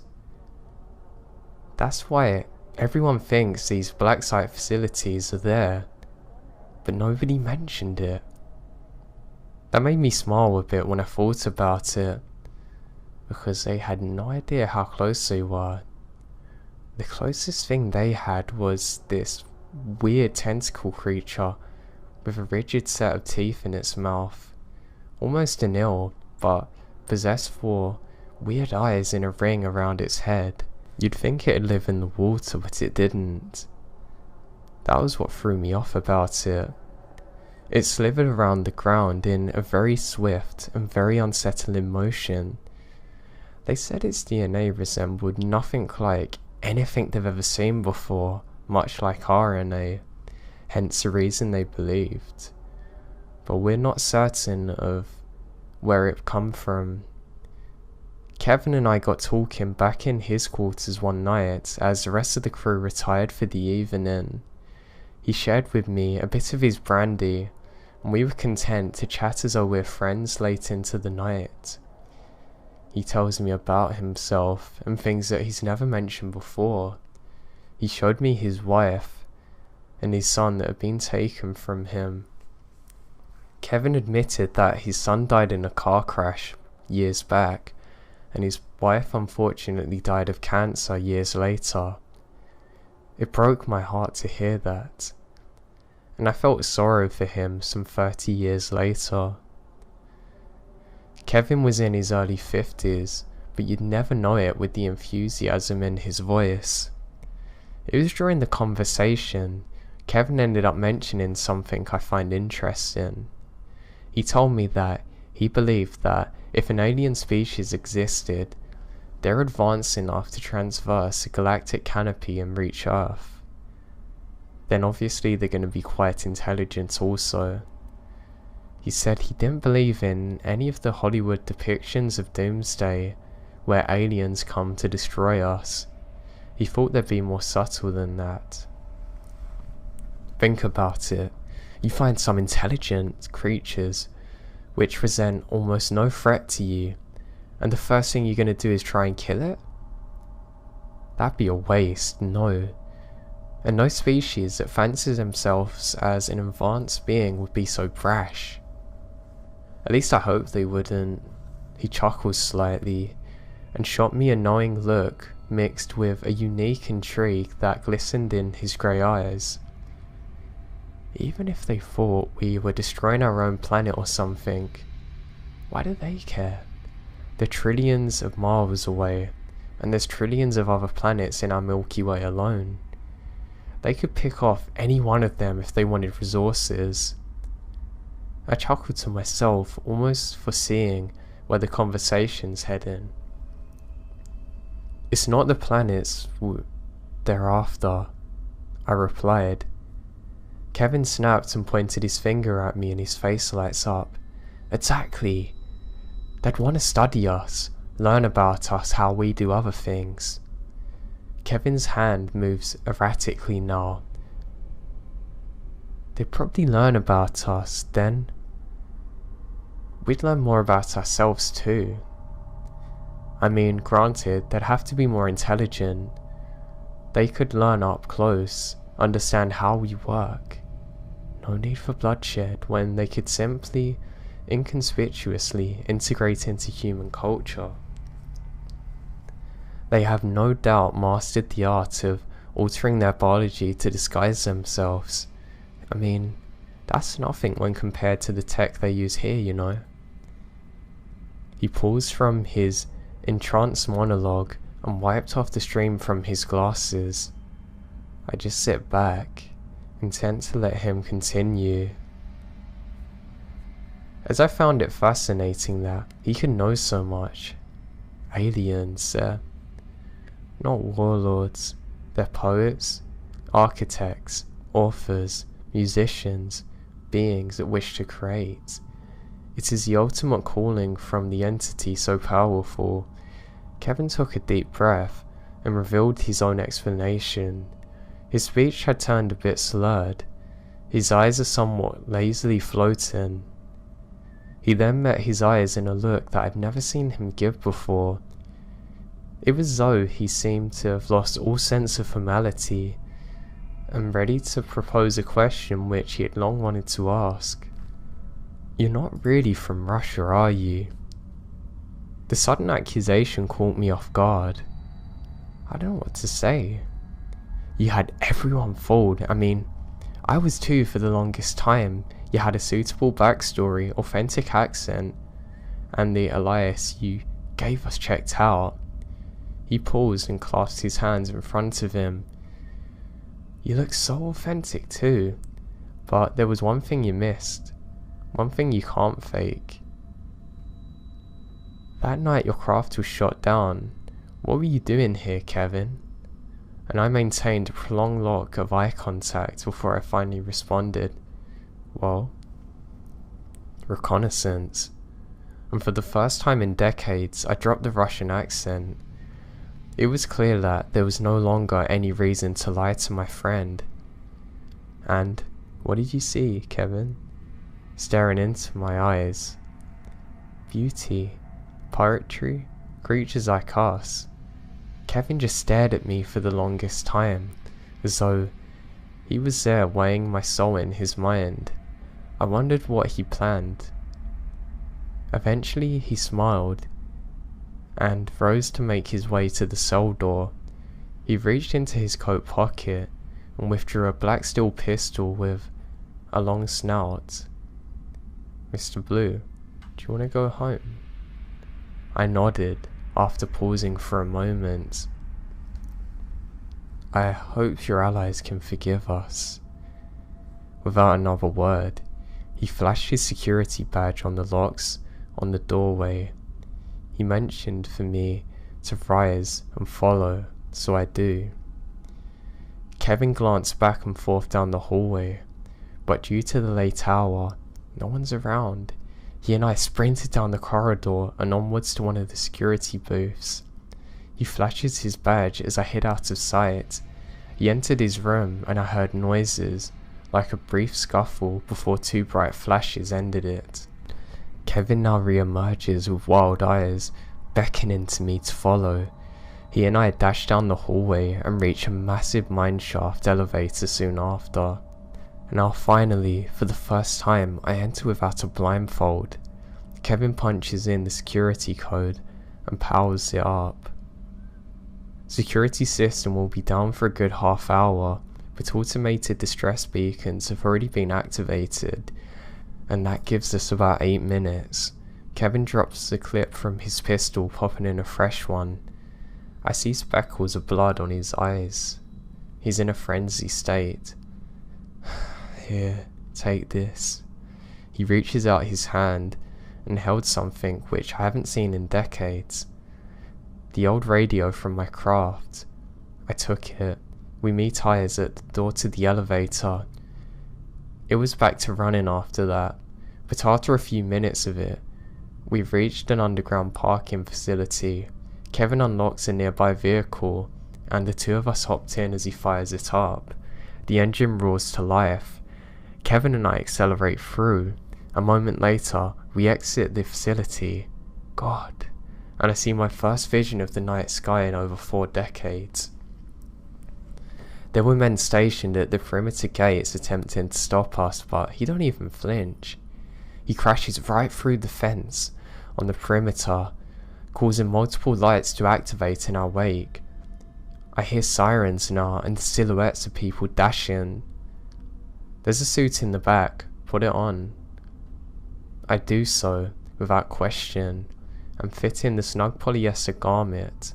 I covered every square inch of my neck around that thing, and it feels incredibly comfortable.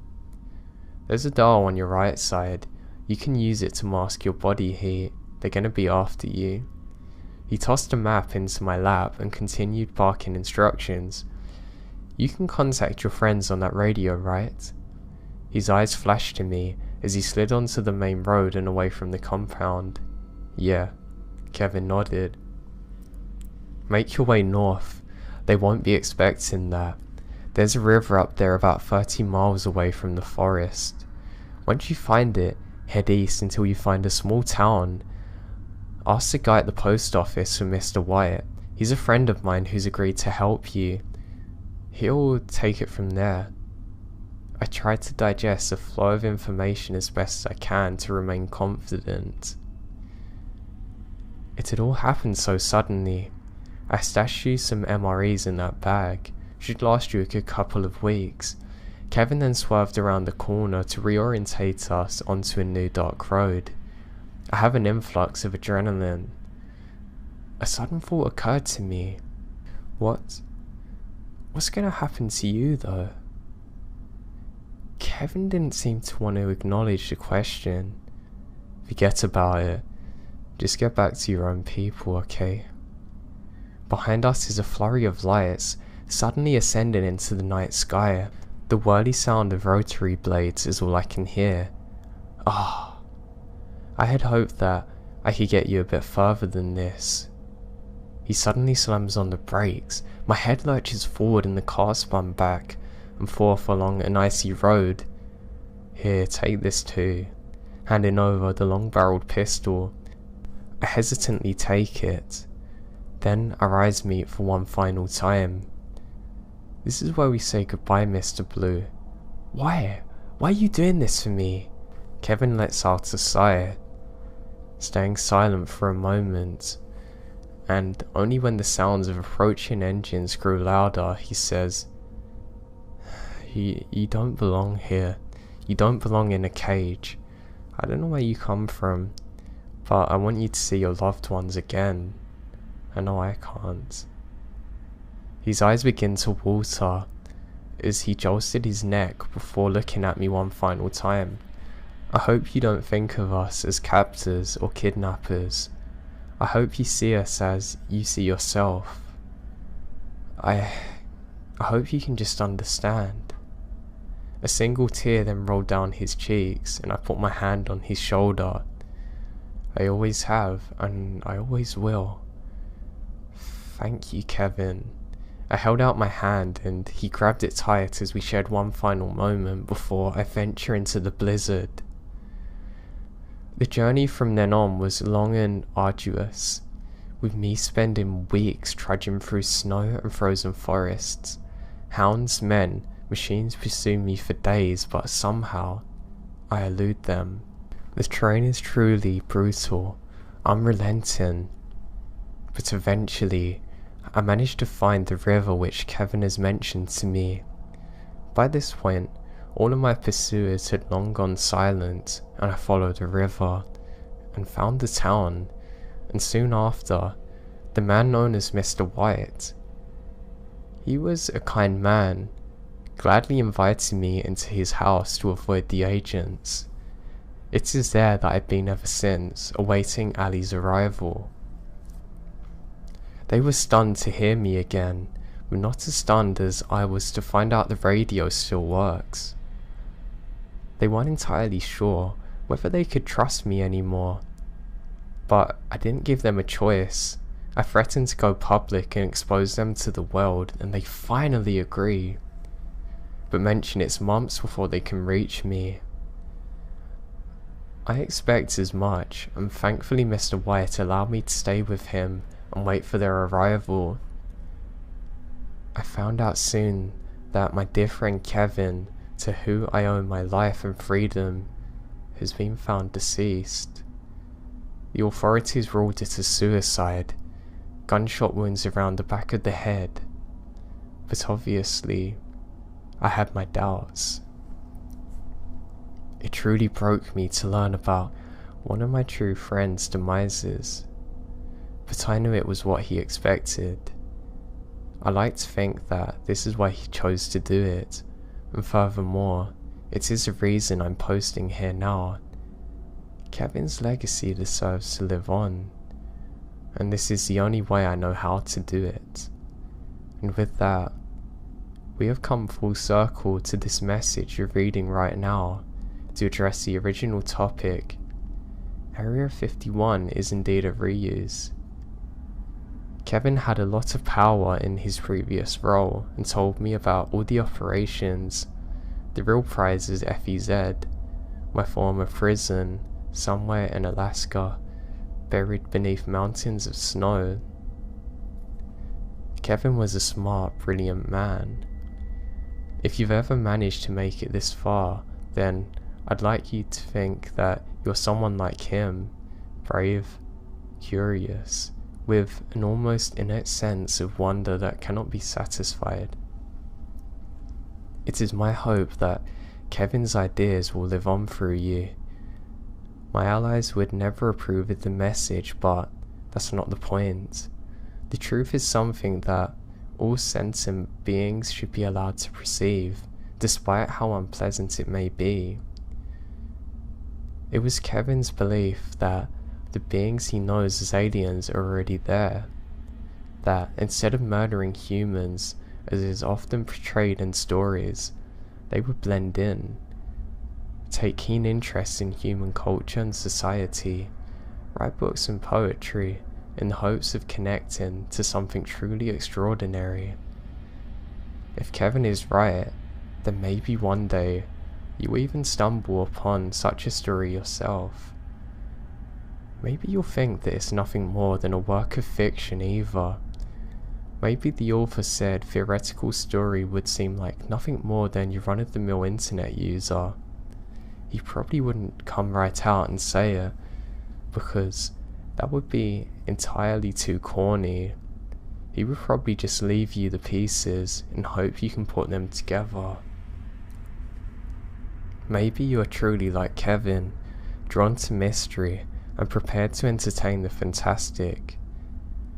Maybe you'll dismiss the implications of the words before you because you don't dare believe in something so outlandish. Because in the end, truth is not the problem, belief is. Maybe someone will understand who, or more importantly, what I really am. Maybe it will be you. Either way, I've been away for a very long time. It's time for me to go home now. Thank you, Kevin. I will always uphold our agreement. When I was 14 years old, me and my brother, who's 11 years, visited my grandma's house in the summer. On the third day, we were playing some games with our friends until around 6 o'clock, and we went to the grandma's house to take snacks, but there was no one in the house. We took some snacks though from the fridge and started playing cricket with an exam pad and a plastic ball. My brother stopped playing and stared at the window for like 7 seconds. I asked him what's wrong and he said nothing. And we start playing again for some time. My brother then stopped the game again and starts crying and said to me to look at the window, but I don't see anybody. And he starts crying even more loudly, saying that there's somebody looking at us from outside the window. I go and look but can't actually see anything, but he was still trembling with fear. I look at the window once again, though this time with more focus, and I can see a black head or something. I don't know what it is, right at the corner of the window, and it's staring at us and then slowly hid by moving from the right side out of view, and I can see that it's definitely a person, or at least the shape of somebody, but impossibly black, almost like the kind where no light can escape whatsoever. Now at this exact moment, there's suddenly the sound of a plate falling from our kitchen, which doesn't make sense. Nobody's there. Out of fear, I grab his hand and we run to the room, and then wait for about 30 minutes there. I can see the window from outside, and there's nothing there. My brother slowly stops crying, and I say to him, "What did you see there?" And he said he saw a very dark hand grabbing the bottom window, waiting for somebody there, clearly. We then wait for our grandma to return, and we told her the story, and she thinks it's a cat and quickly dismisses us. But I know what I saw.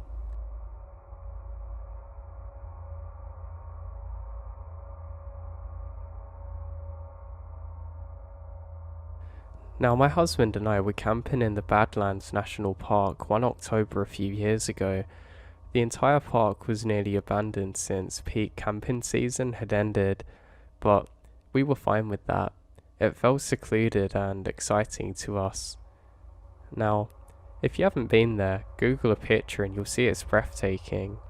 Now, there's no towns to speak of, only a small village nearby where there's a school, a church, and a few other shops and hotels for tourists. Now during the night time it would get dark, so you can't really see your hand in front of your face, that dark. The first and only night we stayed there, my husband and I met the ranger on duty who warned us that it's only going to be us staying there that night, and apparently the ranger's cabin was far from where the site we are, so if we run into trouble it might be some time before they can get to us. But we're both experienced campers, so this news didn't really worry us at all. It just made the prospect more exciting, I guess, being alone in such a beautiful place. After we set the tent up and cooked our dinner, we decided to get set up inside the tent since we're coming off a long day of driving and are pretty exhausted. We walked for a while before I heard a heavy, regulated breathing that told me I was the last one awake, and I noticed how profoundly quiet it is outside. We lived in Chicago at the time, so I should have thought this silence would be a welcome change, but it didn't really change anything, just unnerves me deeply. A few hours later, I'm jolted awake, only to feel the alert of my husband standing up next to me. He was listening to something.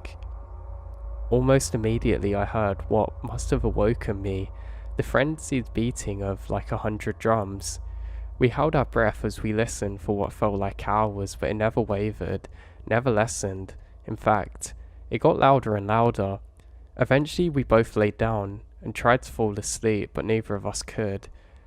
We left at the first light the next morning. As we left the park, the ranger asks if we had any trouble. The ranger actually comments that it doesn't look like we've had any sleep. We both look at each other before deciding to say what we heard. The ranger stops for a moment before saying, "Oh, just have a safe journey back." On the way home, I looked up the history of the Badlands and found out about the ghost dance. It was apparently to reunite the living with the dead and rid the lands of the homesteaders who had taken it from them. We didn't know much about what we heard that night, but we definitely felt that it was something paranormal and truly something bizarre that we experienced.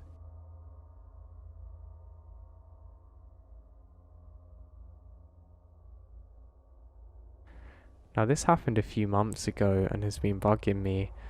I was out hiking and rappelling with a friend in the hills near Tombstone. I want to mention that I've spent quite a bit of time solo hiking and camping. I am used to hearing noises and brushing it off. Anyway, it's late afternoon and I'm the first one to rappel down. I got to the bottom, and while my partner was getting ready to follow me, we heard a noise that I would only describe as a growl or snarl. It sounded like it was coming from the ridge above us. It was facing the cliff and sounded like it's coming from the right hand side. We both looked around and can't see anything. I encourage him to come down and even half joke that it's probably a bear or mountain lion. At that point, I wasn't even feeling that nervous. I figured that once the two of us are together again, we would be pretty intimidating to an animal. While he rappels down, I then hear a loud crash to what seems to be parallel to my left. At this point, I start getting really scared because it was getting closer and closer, and also somehow gone from right to left on an exposed cliff without either of us seeing what it was. He successfully rappelled down, and we both agree that we need to get out of there, and we still had a steep downhill climb to the car. We pack up the gear as quick as possible, and as we get our packs back on, we heard what sounded like a howler monkey. The noise was close and we could not see anything to have been making it. Of course it was from the direction that we needed to go, so we hauled down the mountain and got into the car. I know that it can be easy to let the mind play tricks, but we had the exact same account of what happened. Now this is a part I hesitate to put into writing because I know it sounds more insane, but we heard giggling and whispering next to us. Both of us heard this. I keep trying to explain to myself that our minds just played a trick. The first noise I would chalk up to a bear or mountain lion. Animals are stealthy and could run out in front of us, but we would notice. Well, maybe somebody had fell, but surely we would have seen it, so I don't really know what to think of this.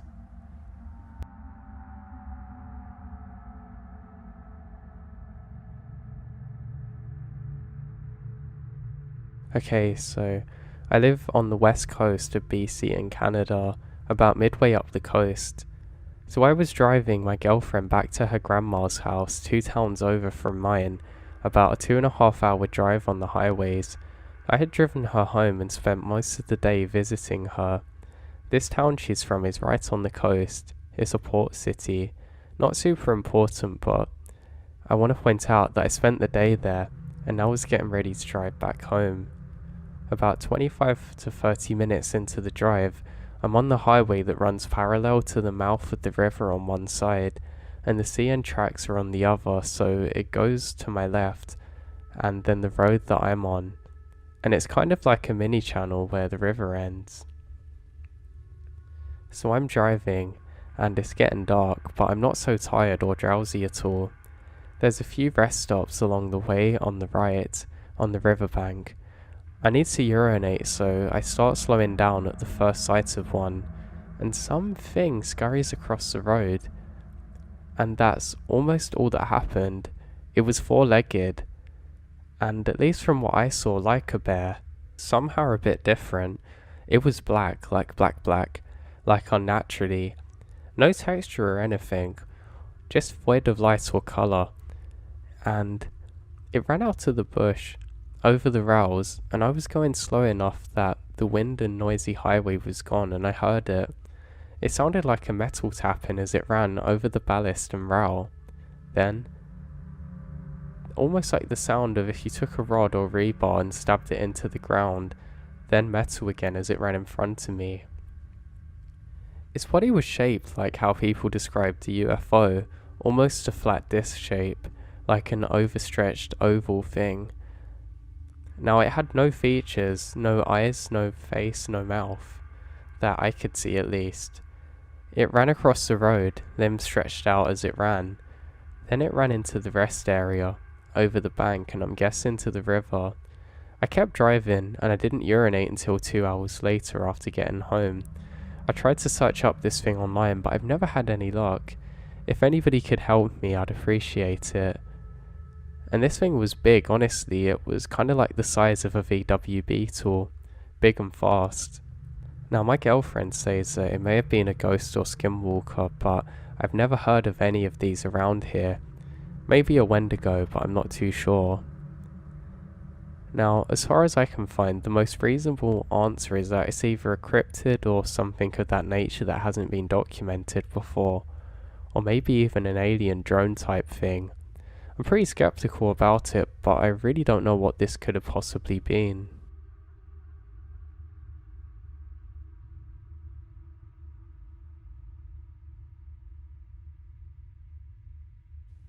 Now, I was with two friends in my truck. I was driving and it was dark but not necessarily late. Probably about 10 PM we were travelling to Page, Arizona / Lake Powell from Durango, CO, to pass through to Catania, Arizona, part of the Navajo reservation. I had been to the Catania before, several years prior, with a friend of mine who grew up there. We spent the entire day just having a good time with his people, but as soon as the sun starts to drop, his mother and grandmother are insisting that we get off the res before dark. So it had a reputation as being weird, but lots of reservations do at night. Flash forward to me and my friends in the truck. Now we're on a long straight road with 2 lanes with classic red desert on both sides in daylight. There's another vehicle coming the opposite way and no crossroad in that area. There's another vehicle coming, and this is important because right before we go to pass each other, what I can only describe as a metallic thing went streaking right between us at a perpendicular angle, like literally feet away from our bumpers. It looked to be about the size of an SUV with no lights or any kind of discernible shape, but it seemed smooth. It's a weird comparison, but like a speeding bullet in Mario Kart. All 3 of us saw it, and I think the other people did too because they hit on their brakes hard. It kind of disappears out of view, and none of us know what it could have been.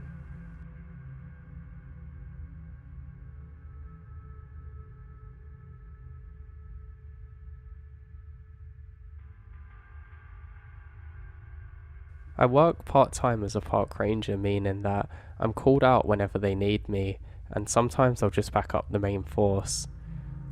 I'm also not in the United States of America, so there might be some differences. I don't really know much about your guys' park rangers, but hopefully you still enjoy my story. Now, being out in the forest was something that I often enjoyed, but it could get incredibly cold where I live. You didn't always have to go far to find snow in my country. Whether that means it's summer or winter, there was always snow at least somewhere, regardless if you had to go higher up the north to find it. Now, where I was stationed, it was often snowy, but I didn't have any problem with that. It just meant that my normal was kind of being in the snowy conditions, but that wasn't really an issue. So I've really enjoyed this career, and it's something that I was doing while studying simultaneously. I found that it gave me quite a nice balance, and it was kind of like an adventure getting called out to go out into the forest and often search for people or just investigate things, and I found it really cool. I was never too worried because they would know where I was going and what I was doing, so the chances of myself becoming lost were pretty low. I remember that I got a call that I had to go out and search for a particular person that apparently wandered off the trail. So I head out. It's not really too dark at this point, it's just kind of nice outside, I guess, where there was a bit of a wind chill but nothing too bad. I know we can get some incredibly annoying ones where you actually don't want your face to be near anything, but this one wasn't bad at all. The good thing I found too is when looking for these lost people, they often didn't go far off the trail, and because we're blessed with snow, it meant I could just trace footprints, and that's what I was doing. I probably searched for about a good 40 minutes, and I find some steps and I follow them. The steps just look like somebody wandering off the trail, and God knows why somebody would have went here. It meant that you had to duck down literally every 2 or 3 minutes to avoid getting a face full of snow from the low-hanging branches, but each to their own, I would guess. Now I eventually find somebody up ahead, and I can see them just wandering with some red coat on. I call out hello, and they don't reply. I call out hello again, and they still don't stop. And I wasn't actually meant to do this, but I actually just grab a snowball and lob it at them. Now it hits them and they finally turn around, and they seem to be very surprised to see someone. I say, "Hey, what are you doing? You're miles off the path, we're looking for you." They then motion with their hands to wait a minute, and I'm a little confused. I don't know why they've been ignoring me too. I genuinely consider that maybe they can't hear me whatsoever and they can't hear and they've just got lost or something. But they take off some headphones. They say, "What?" I shout, "Hey, we've been searching for you. You know the park closed a few hours ago." And they say, "Really?" I say, "Yeah." I say, "Where were you going?" And they say that they were following the trail. I then explain to them that they shouldn't really go off the trail and how incredibly dangerous it is, and eventually they come back with me. Now this person says that they don't know why, they just had the urge to keep going, and I say that it's incredibly dangerous, but I do think this is quite bizarre. They're basically completely fine and decided to go off on their own little adventure, but I was just relieved to find the person and we both walked back together. Now we come up to a small bridge and I go across it first because they say they're a little worried. I kind of danced across to show that it was safe and I turn back and they're gone. I can't believe it. I think, God, are you joking? I've just rescued this person and now they've gone off again. Almost like if you found a dog that's your own and it's ran off and you have to rescue it, then it runs off immediately after. I wasn't too annoyed because there was still quite a lot of daylight, so I just head back and call out, "Hey," and then I can find them. They're hiding behind a tree almost, grip into it, scared to go across the bridge. Now a little annoyed, I say, "Come on, we have to go. Just trust me." And I hold their arm and we make it across the bridge. After about another 20 minutes or so of walking, we eventually make it back to the main station and I get them in and warm again. My colleagues just thanked me for my service and I say no, it's my pleasure, and I go about the rest of my day. Now the next day we get a call out again. This time it was only for myself, as the other person that did this part-time couldn't get out of their work, so I was on my own. Now, apparently there was an area that I needed to go and check out because people have been reporting hearing some strange sounds and seeing some weird activities along the lines of a group of people going out here, then not seeming to come back again. We were definite that they weren't hikers, and this was only off of word of mouth from other hikers that have noticed this, but it seemed pretty weird. Now no, I'm not one of them people that's going to throw myself into really dangerous situations, and I knew if something was up, or if they come for me, I definitely wasn't sticking around, and I wasn't going to enforce much of anything other than my own running away. Now, when I set off, things are pretty nice. It's actually a little colder than the previous day, which I didn't have too much of an issue with, so I set off into the snow. Now this time you can actually see lots and lots of footsteps, and I have a general area that I'm following. Now you could see that there was lots of other hikers here, but this was an issue for me, because now it means that I haven't really got any footsteps to follow. I presumed that I was going to run into a group of people that were camping out here or doing something stupid in a hot tent they weren't supposed to, so I just continue on. Now this isn't what you guys say as a national park, but it was a protected forest, so I was pretty mindful of the fact that there shouldn't be too many people camping here. I eventually make it up to another small bridge where I can't see any footsteps other than the ones that I'm creating. I got up some steps and realised that this is a little bit bizarre because I haven't seen this before. I'm not really too worried about it right now though, so I just keep on going. I eventually come up to almost the boundary of the area that I'm supposed to search, and I do see the traces of something. There seems to be something which is darker colour up ahead a few trees, but there's no footsteps and I can't really see much of anything there. I realise that there's definitely a structure I haven't seen before, and I'm pretty convinced that I'm looking at a tent here. I wade my way through the snow and I actually go off of the path a bit further now. You can tell nobody ever really goes up here, it's very far, and there's not much to see here. The snow picks up a bit now and it kind of reduces my visibility, and it means that I'm not going to really see much of this thing until I'm pretty much on top of it, but that's fine. I keep on going, and eventually I'm just about within sight of this thing, and that's the first bizarre thing. It's quite large. It's almost like a large wooden structure, but it's something that is not on my map and something that I haven't seen before. I decide that I should go and investigate it, and I'm pretty convinced this is something that the old timers used to use, long before I was born or even my parents. I can't really see much of this thing, but it's almost like a weird effect where the closer I get, the larger it seems to become. Not in the sense of perspective change, but impossibly. It almost looks like a 2-story wooden structure, but with no windows, just a door. This is pretty bizarre. I get very close to it and put my hand on it just to make sure it's real. I notice suddenly that things are weirdly quiet, but that's fine. Where I am, there's not many animals or insects, of course, so this is kind of normal. And I make my way around one side of it. I realise that this shouldn't be here, and I go to flick on my radio and report it in, but what do you know, radio's not working. It's no worries though, I just flip in another battery and I report in what I'm seeing. They ask me for my coordinates, but I can't seem to get anything up on the GPS. It's quite weird, it's almost like when I went into this kind of valley section of the park, or forest, whatever, that I seem to lose pretty much all reception. This isn't an issue though, and I just take a few steps back. I decide the best thing to do now is try and get an vantage point. I'm not going to go up a tree because I can't climb, though it seems like it might be a good option because I have to hike a bit of a way up a hill.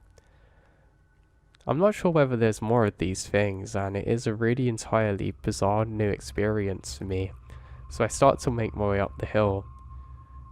I don't see any hikers or anybody around, so after eventually getting up there and surveying, I realise that this thing seems to have just been put there out of nowhere, which is pretty bizarre. One of my colleagues reassures me, saying that yeah, there's probably things that weren't mapped out too well and not to worry, but I don't know, I have a weird feeling about this. After standing on top of my hill, I eventually come back down again and decide that I'm going to investigate the structure. No, I'm not feeling fear or anything, but weirdly I do seem to notice new footsteps that are somewhat different from my own. Now they aren't like normal footsteps, so it's almost like trailing along, but with breaks in the trails, if that makes sense. It's going to sound like a weird explanation, but it's almost like an animal's been skiing around here, but I know it's not that. I know the area well, and it's definitely no animal that I'm aware of, so I'm pretty sure people have caused that. I'm a little bit concerned because they seem like relatively fresh tracks, probably a couple of minutes newer than my own, but that's fine. I reassure myself, yeah, it's just an animal like a rabbit, and maybe it's just getting hunted or chased, and I decide to go towards the door. I give some knocks on the door and quickly stand back, expecting some people to jump out and capture me, but nothing happens. I'm not really sure what to do now. I decide to walk off and just sit in the snow close to a tree for a couple of minutes and just wait and see what happens. I don't know why, but that seems to be the best thing that I can do in this moment, just to hold off and just be nice and quiet and figure out what's actually happening. I drink some water from my canteen, and I'm almost tempted to light up a cigarette, but I know that's quite a stupid idea. I can suddenly feel my nerves coming on a bit stronger now, and that's actually what I decided to do. It's kind of out of character for me, and I don't really smoke much too. It's just my friend giving me a couple from when we had a night out not long ago, and I thought it might be a relaxing thing to do if ever I was walking through here. But I don't know, it didn't do much to calm my nerves. I decided that I should investigate, and I don't know why, I kind of felt like drawn to this thing. Now, while I get up and start walking, I have a moment where I suddenly go dizzy, and for a few seconds, I seem to have a change of scenery. It's like I'm watching myself walk on a different path, kind of like from bird's eye view, which is really bizarre. I suddenly snap out of it after a couple of minutes, and I presume that the cigarette rush has got to my head. After not long, I'm now face to face with the door, and I knock on it one more time, and there's nothing.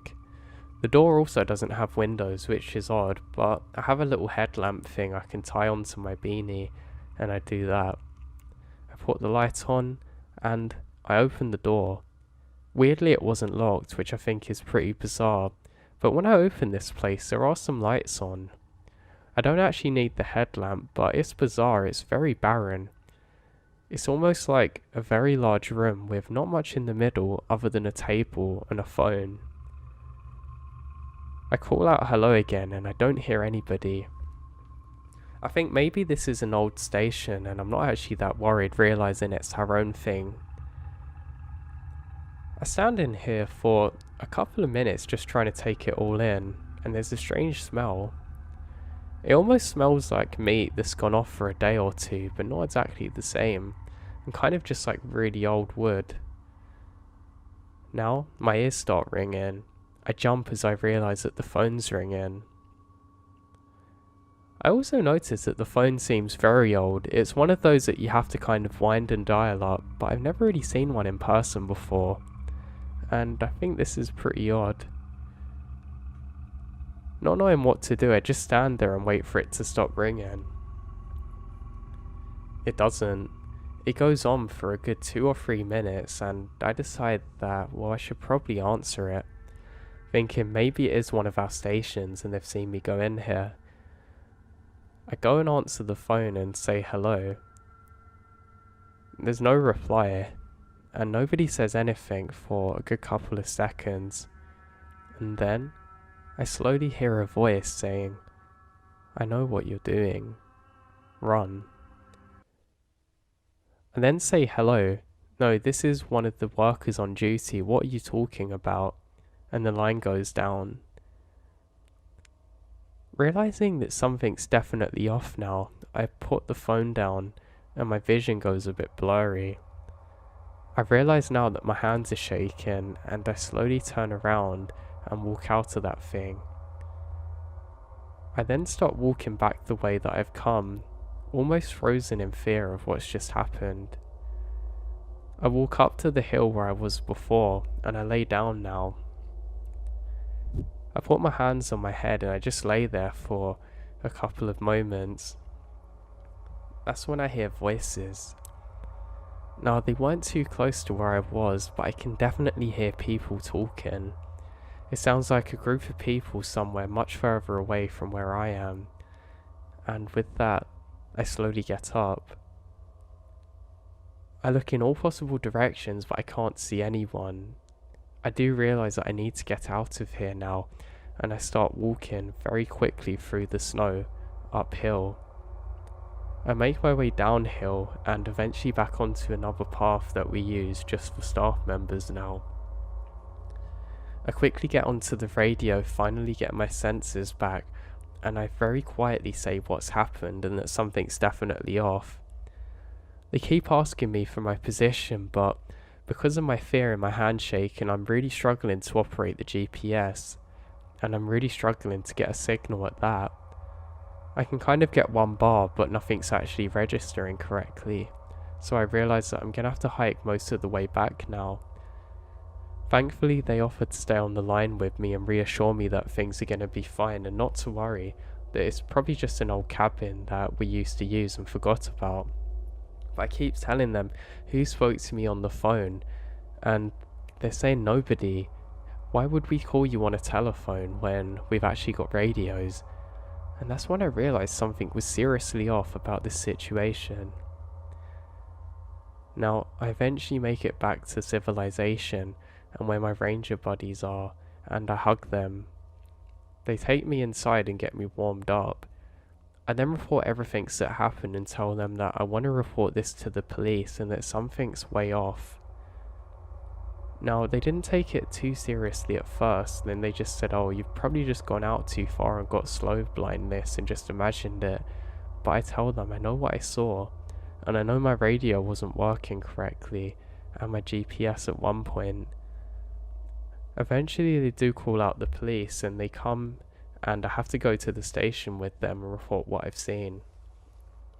They say not to worry and that they're going to investigate it further, and some of the other rangers also went out to investigate it. But this is the craziest thing that I don't understand.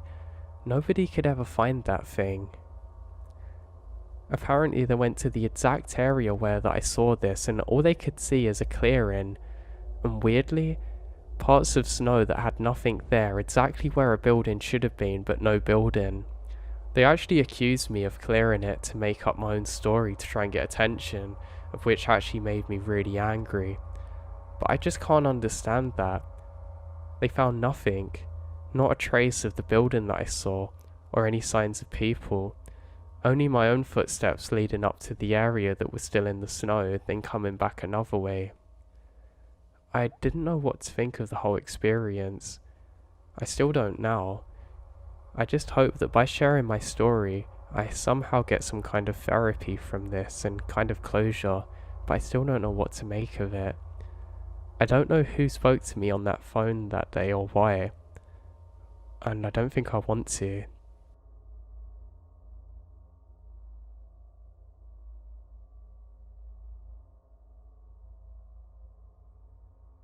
I'd probably spent too long out in the woods because I become incredibly comfortable out there. Every so often, I'd hear or see something that I couldn't explain, but it never really unsettled me. Now, I really had a knack for being out in the winter. I don't know why, I just really liked it.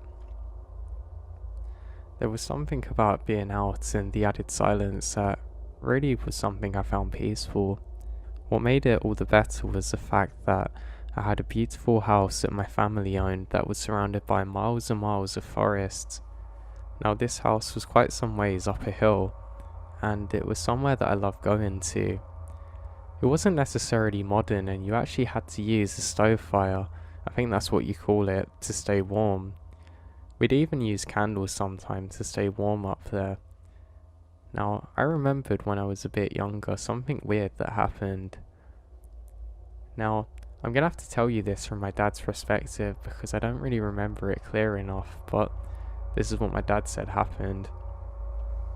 So we're staying up there during one winter, just because the place is so beautiful, and to try and have a nice family holiday. I was working really hard at the time and I needed the break and clearness, so we headed up there. The first couple of days were absolutely beautiful, and it gets to Christmas Eve. We have all of the presents set up and a really nice Christmas tree, and this is a real one, not like the modern ones. We even have the fire going and it's really peaceful. My two kids at the time were really excited to see Santa Claus. There's my son and my daughter. Now, my daughter was a little bit younger but still believed in Santa, even does partly to this day. Well, that's a lot more than my son, which is why my story gets a bit weird. So, we put the kids in bed and it's just me and my wife laying there happy. Now, suddenly, my son runs in the room saying, Daddy, I saw Santa Claus out the window. Now, obviously realising something's completely wrong, I get up. I realise that my son's not just going to make this up, and I kind of panic a little. I run out to the window and I don't see anything. He says, look, Santa's gone off running. I open the window and put my head out and ask my son to show me where. I quickly close it and grab my son and run out the front. And, what do you know? There's a silhouette of somebody running off in the distance into the tree line.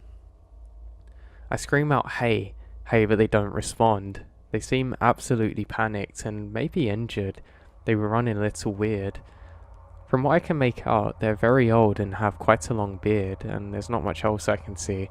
But this definitely wasn't Santa Claus. I chased off after them as quick as I could, but they must have really took off because I never saw them again.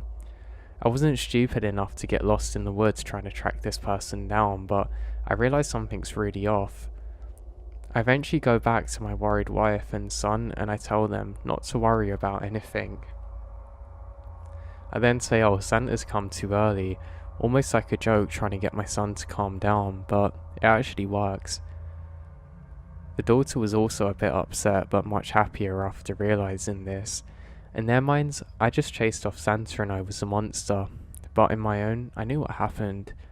I asked my son to describe what happened and he said he was laying there half asleep in bed when he opened his eyes and saw Santa Claus staring at him through the window.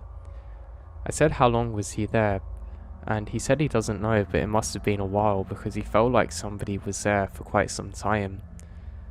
Apparently, he thought that maybe Santa was near and decided to pretend he was asleep for a good 10 minutes, just in case Santa was actually there about to deliver presents. Yeah, you can imagine how that made me feel, and I called the authorities, but unfortunately they didn't find anybody. So yeah, that was my dad's story, and now I find it as creepy as heck. From my perspective, it is literally just me waiting to see Santa, but looking back on it now, it really makes me feel sick. I hate the fact that things like this happen. I still have no idea who that person is, and honestly, sometimes when I'm out there on my own, I hope I find them just so I can give them a good beating, but I'll never know who it was, but it still freaks me out. Nothing too similar to that's actually happened since, and I'm quite grateful for that. Other than that, I had a really good childhood. Now, there's one other pretty creepy thing that I know that happened from when I was a bit younger, also related to this.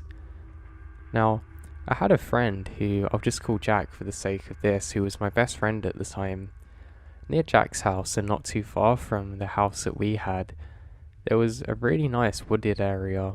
This was kind of secluded away from everything, and I don't know, it just had a certain vibe to it, and we had lots of fun there. One of our favourite things that we could do was climb up a really big old tree. I remembered we'd do it sometimes if we heard other people, just because we didn't want them to intrude on us and make us jump, or I don't know, we were just kids, so we were a little bit worried. Now, earlier in the day, we'd been doing some stupid things. We'd been stealing some firewood off somebody's front drive. Now, when we'd run up on the driveway, one of us would keep lookout and the other would go and grab the logs. I don't know why we did it, we literally had no use for these things, but I guess it's just a thing to do at the time. Now, we didn't actually like the people who lived here, mind you, because every time we played games outside, they would get really angry. I remembered one time we were playing catch or something and the ball went into this person's yard, and this old man comes out, grabs it and literally doesn't give it back again. I mean, we're literally kids having fun and he can't stand it. Like he had nothing better to do other than this. Well, hey, now was time for our payback. Now, after getting as much wood as we could pretty much handle without making it too obvious that we'd taken them, we head back to the tree. Now, we played a few games until we heard a voice screaming. They were calling out, hey, I know you're up there. Hey. So, what did we do? We panicked. I ran behind the big tree and immediately began climbing, but my friend Jack, he wasn't really a good climber, and he needed all the help he could get. He started climbing up the tree and actually got a cut on his leg and started to panic, and I had to go down to rescue him. Eventually he was okay and decided to keep going higher. I told him not to and that it's a bad idea, but he didn't listen. I was in quite a good point, just out of sight where I could peer around the tree and see what was happening up ahead. Now, there wasn't too much happening up ahead at first, so I actually grew relatively relaxed at this. Now, not too much longer later, we can hear the voice, but much louder. They say, hey, I know you're here, what are you doing? But this voice sounded different. It sounded far too deep. I also saw a couple of flashlights. It was now getting a bit dark and I thought, God, I'm really in trouble now, and I really hope that my parents don't find out. Yeah, it wouldn't have been the best if my dad had found out, because he actually warned me about playing out here, so I wasn't looking forward to potential consequences, and at the same time, I was willing to do everything I could to try and minimize the risk of getting that whooping off my dad. So I'm playing it safe. Now, they ended up coming literally to the base of the tree. One of them whacks on the base of it saying, come on, we know you're out here. And my heart falls through my chest. All they have to do is look up just a little bit and they're gonna see me.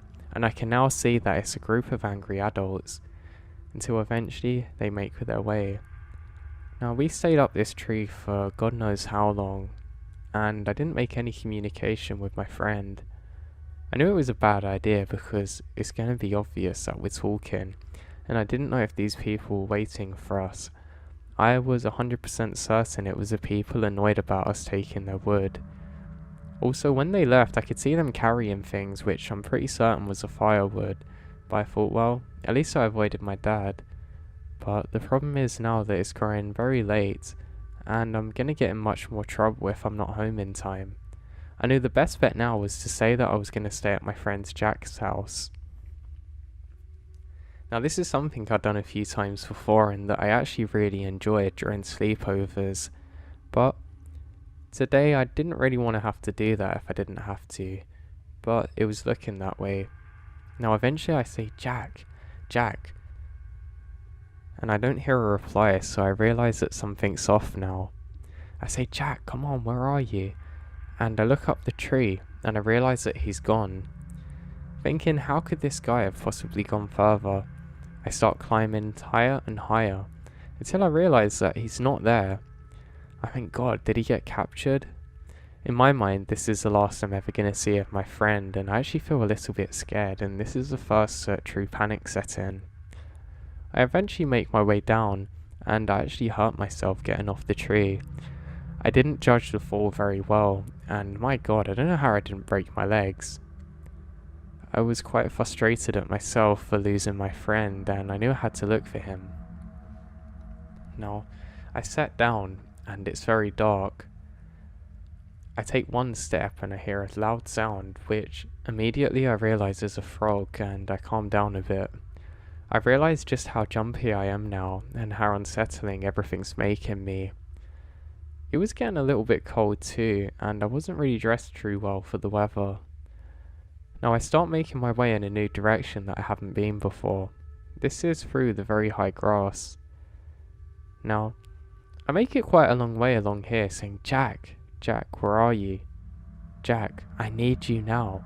We have to go. Now the last thing that I wanted to do was go out of here without my friend, but I really don't feel like I have much of an option now. I think, God, why couldn't we have just done something normal, and kind of cussed myself out for a bit.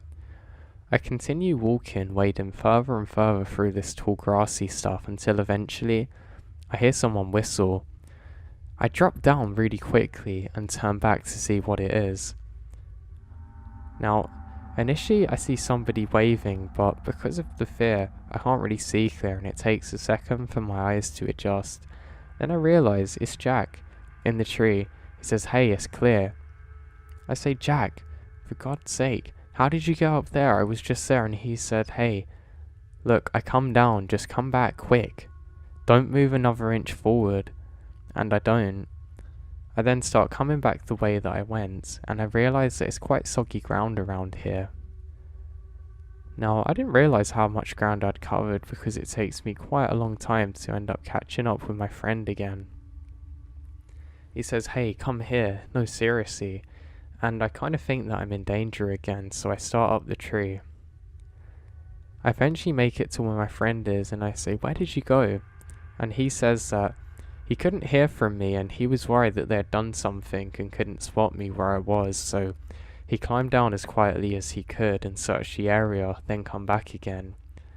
I tell him my perspective, and he says, I don't know how we didn't see each other, and I agree. He then says, look, I need you to come up here. I'm a little hesitant because I don't want to climb up the tree anymore because it looks dangerous, but he offers to go down, giving me enough space to get up there appropriately and safely. I do that, and eventually make it to almost at the top. As I do so, a large part of the tree falls down and makes a really loud sound, and I'm clung there. I don't want to move any further up now because it's not stable, so instead, I just look around. Now, I then see what my friend was pointing to from further down. Just up to the edge of where the grass is, there's a huge drop. Now, this is almost a cliff like I've never seen before. It's just pure blackness down the edge. I let out a large gasp and say, how did we not see that before? And Jack then tells me that I was literally only probably 2 steps away from going off the edge into the water below. Now, I know for a fact that I would have died or would have really seriously hurt myself and probably fell unconscious had I have kept on going any further. What really creeps me out about that situation is just a feeling of realization that I was one step away from being really hurt, but honestly having no idea about the danger that I was in. I was really mad at myself, like honestly. But eventually we both make it down again safely, and we decided to go and check how much of the wood they've actually taken back. Jack and I then half joke about actually taking it back again, but we decided to leave it for another time. Now weirdly, we get to the exact spot where the wood should be and it does look different. We have a look around until eventually we find the pile. Now weirdly it was exactly where we'd left it before, but also there was an old busted out computer now next to it. You could see that somebody really had a go at it with a hammer, which we thought was pretty bizarre. We then realised that this is probably what the group of guys were after that we saw earlier, and we suddenly realised that it wasn't the old person that we didn't like or his friends trying to get the wood back, and that gave us chills. Now we're so unsettled by the realisation of this that we actually decided to put the wood back where it was, just so, I don't know, everything is as it seemed before. We kind of want to remove our traces and steps of ever being there, but we realised that it's not really possible. But we still do it anyway. We didn't really say many words and just gave our goodbyes, and I started the long walk home then. I actually lived on the other side of town where we are, and it took quite a while to walk back. Now I can tell you that that walk back was one of the most scary of my life. I was constantly looking around, half expecting them to find me again, and I was actually planning escape routes in case that happened. There was two ways that I could go back. One was through a main road and the other was near a big hill, and I decided to go through the big hill. It's just a bit more of a stealthy option and it just made me feel safer, and safety is really important at this time. I eventually made my way back home and I get berated off my parents for coming home so late. I say I'm really sorry and that I was going to sleep over at Jack's house, but I forgot our number to inform my mum and dad, and I got banned from going out to sleepovers or going to see Jack for a number of months, and that was quite frustrating.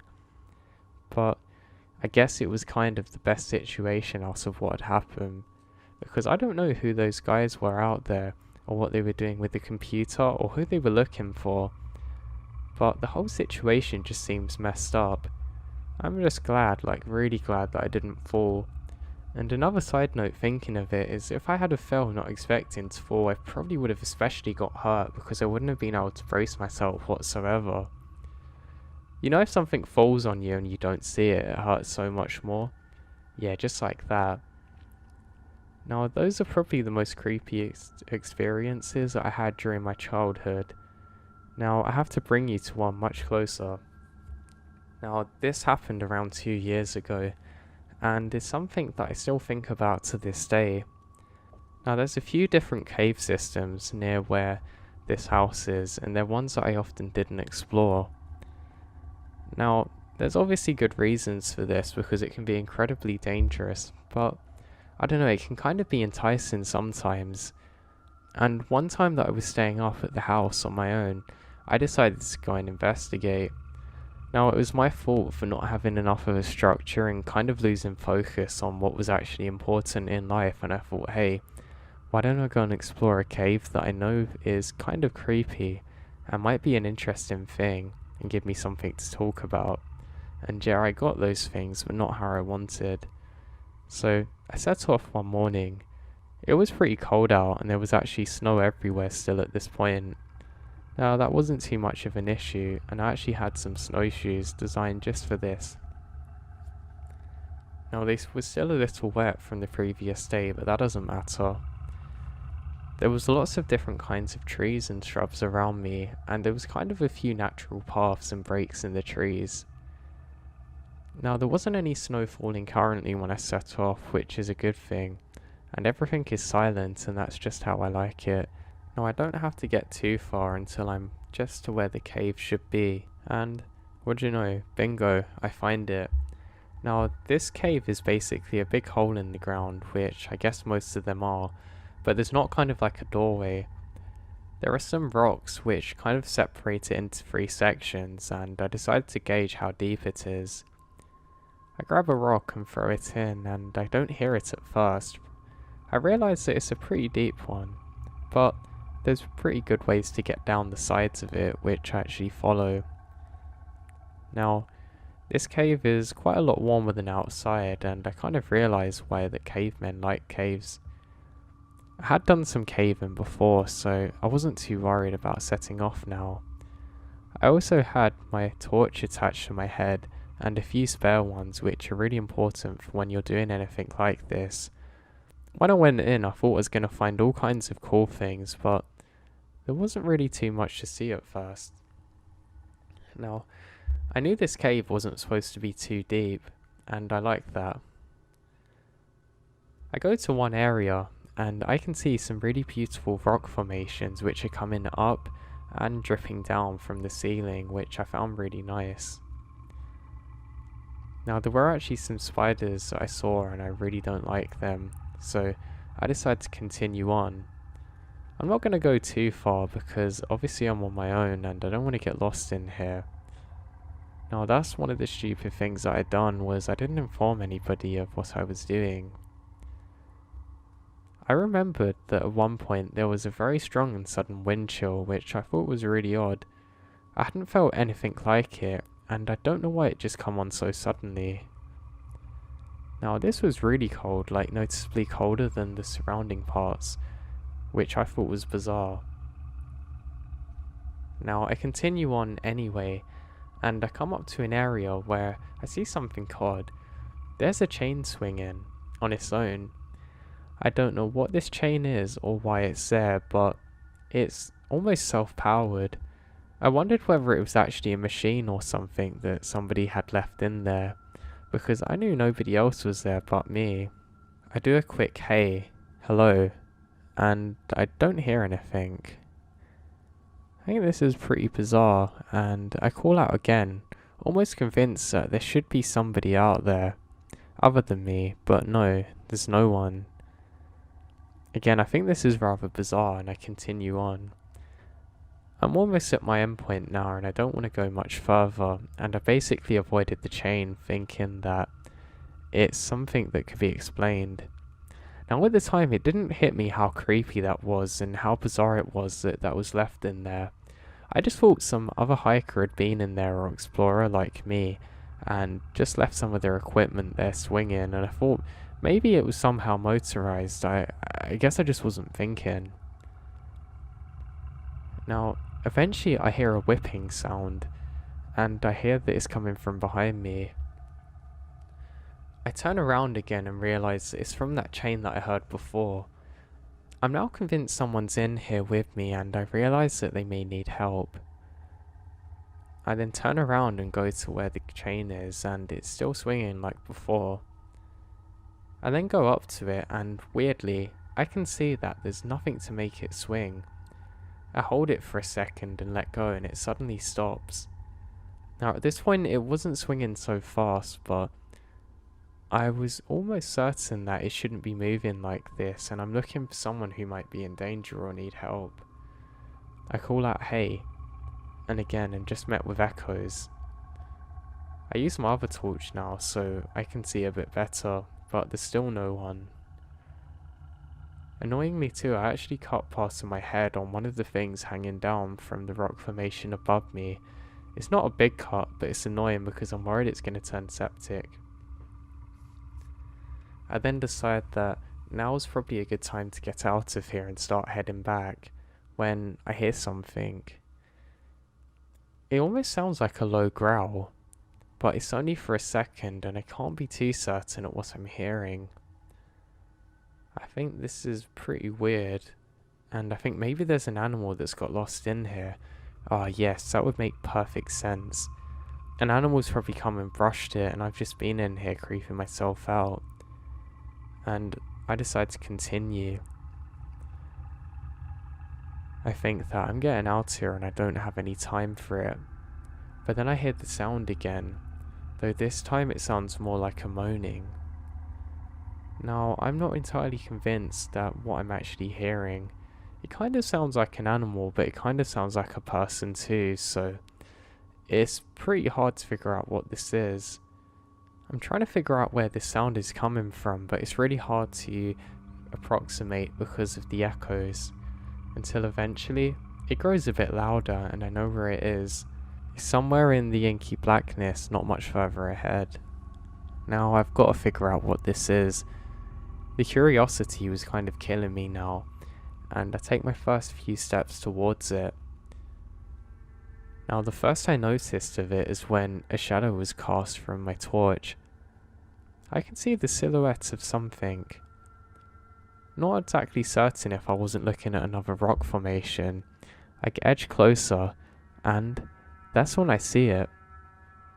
Hunched over, in the shape of an elongated human body, is something almost in a praying position.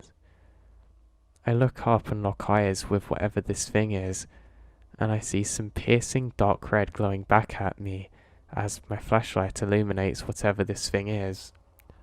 Now in a split second, I turned around and was bolting out of there as quick as I possibly could. Now I didn't have much time to think. I was like a trapped person with a wild animal trying to get back desperately. What I saw I can only describe as a half human, half statue, half creature, which was really too long and skinny. It had some human features, but I couldn't make out much of a mouth or anything. Just these absolutely disgusting, demonic looking eyes. Now I've done lots of research since trying to find anything similar to what I saw, but I just can't find anything. Now of course none of this is going through my head while I'm sprinting back, but I just have this terrible feeling. You know, like when you're running in a nightmare and you can't get away quick enough when your legs aren't moving? Well, imagine having that but also being trapped in a cave and trying not to get lost. Yeah, it was really frustrating. I looked over my shoulder every so often and I can't see anything. But every so often, ever so faintly, I can hear a weeping sound. I don't know whether it was getting closer, and I don't know where it was coming from because of the echoes, but it was sure as heck there. Now in my desperation, I get stuck. I get my arm half wedged in one of the lodges on the way, and I can't get it out. I keep pulling and let out a kind of quiet muted scream as I'm punching my arm, desperately saying, no, no, no, come on. I keep glancing back every couple of seconds just to make sure whatever that thing is hasn't moved an inch, but I can't see it. I keep punching until eventually I free my arm and unfortunately cut it in the process. I got a nasty gash on my forearm, and again I'm worried about it getting infected.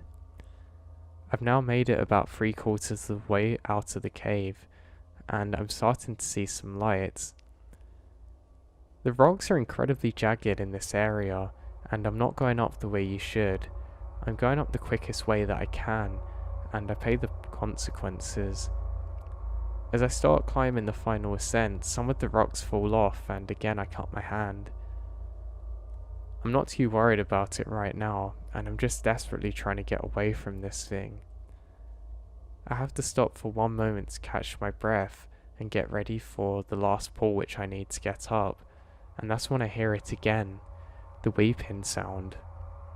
It didn't sound closer than before, but it's still there. I give myself one last pull, and eventually I'm freed from the cave. I climb out as quickly as I can, and I'm constantly looking in all directions. I don't feel like I'm out of danger whatsoever, and I don't know if I'm going to get chased again, so I decide to keep moving quickly. I look back and I notice something dripping down, and to my horror I see blood. I don't know what it is or why it's there when I suddenly realise that it's my own blood, and that I need to get back to help quickly. So I continue going through the woods in the cold, feeling very scared on my own, trying to get back to civilization. I have quite a way to go, and I keep telling myself, you're so stupid, you're so stupid. Why on God's earth did you do that? Why did you go in there alone? What did you benefit from this? And I don't know, I just felt kind of a deep shame and fear. I don't stop looking behind myself trying to figure out where this person or thing was. Now, I eventually make it back to the house and I manage to patch myself up not long before I get into my truck and drive over to the hospital. They give me some shots and help patch me up even better, and that's because I wasn't sure exactly what I'd been cut on. They were worried that it was rusty metal or something like that, and all the other nasties. They asked the same question that I asked myself, which is, why did you go in there alone? I say I don't know, I just felt drawn to it, and I don't actually bother telling them about what I saw. Now, I eventually make it back to one of my friend's houses, and he asked what the cuts were about, and I just made up some excuse. I really didn't want to think about what had happened again. I really pained myself even doing it for this writing. Now, I don't know if the events that I told you about are somehow linked, or whether the creature that watched me through the window is the same one that I had seen in that cave, but whatever I saw, I know wasn't a living person like you and me. I don't know what it was, and it really haunts me.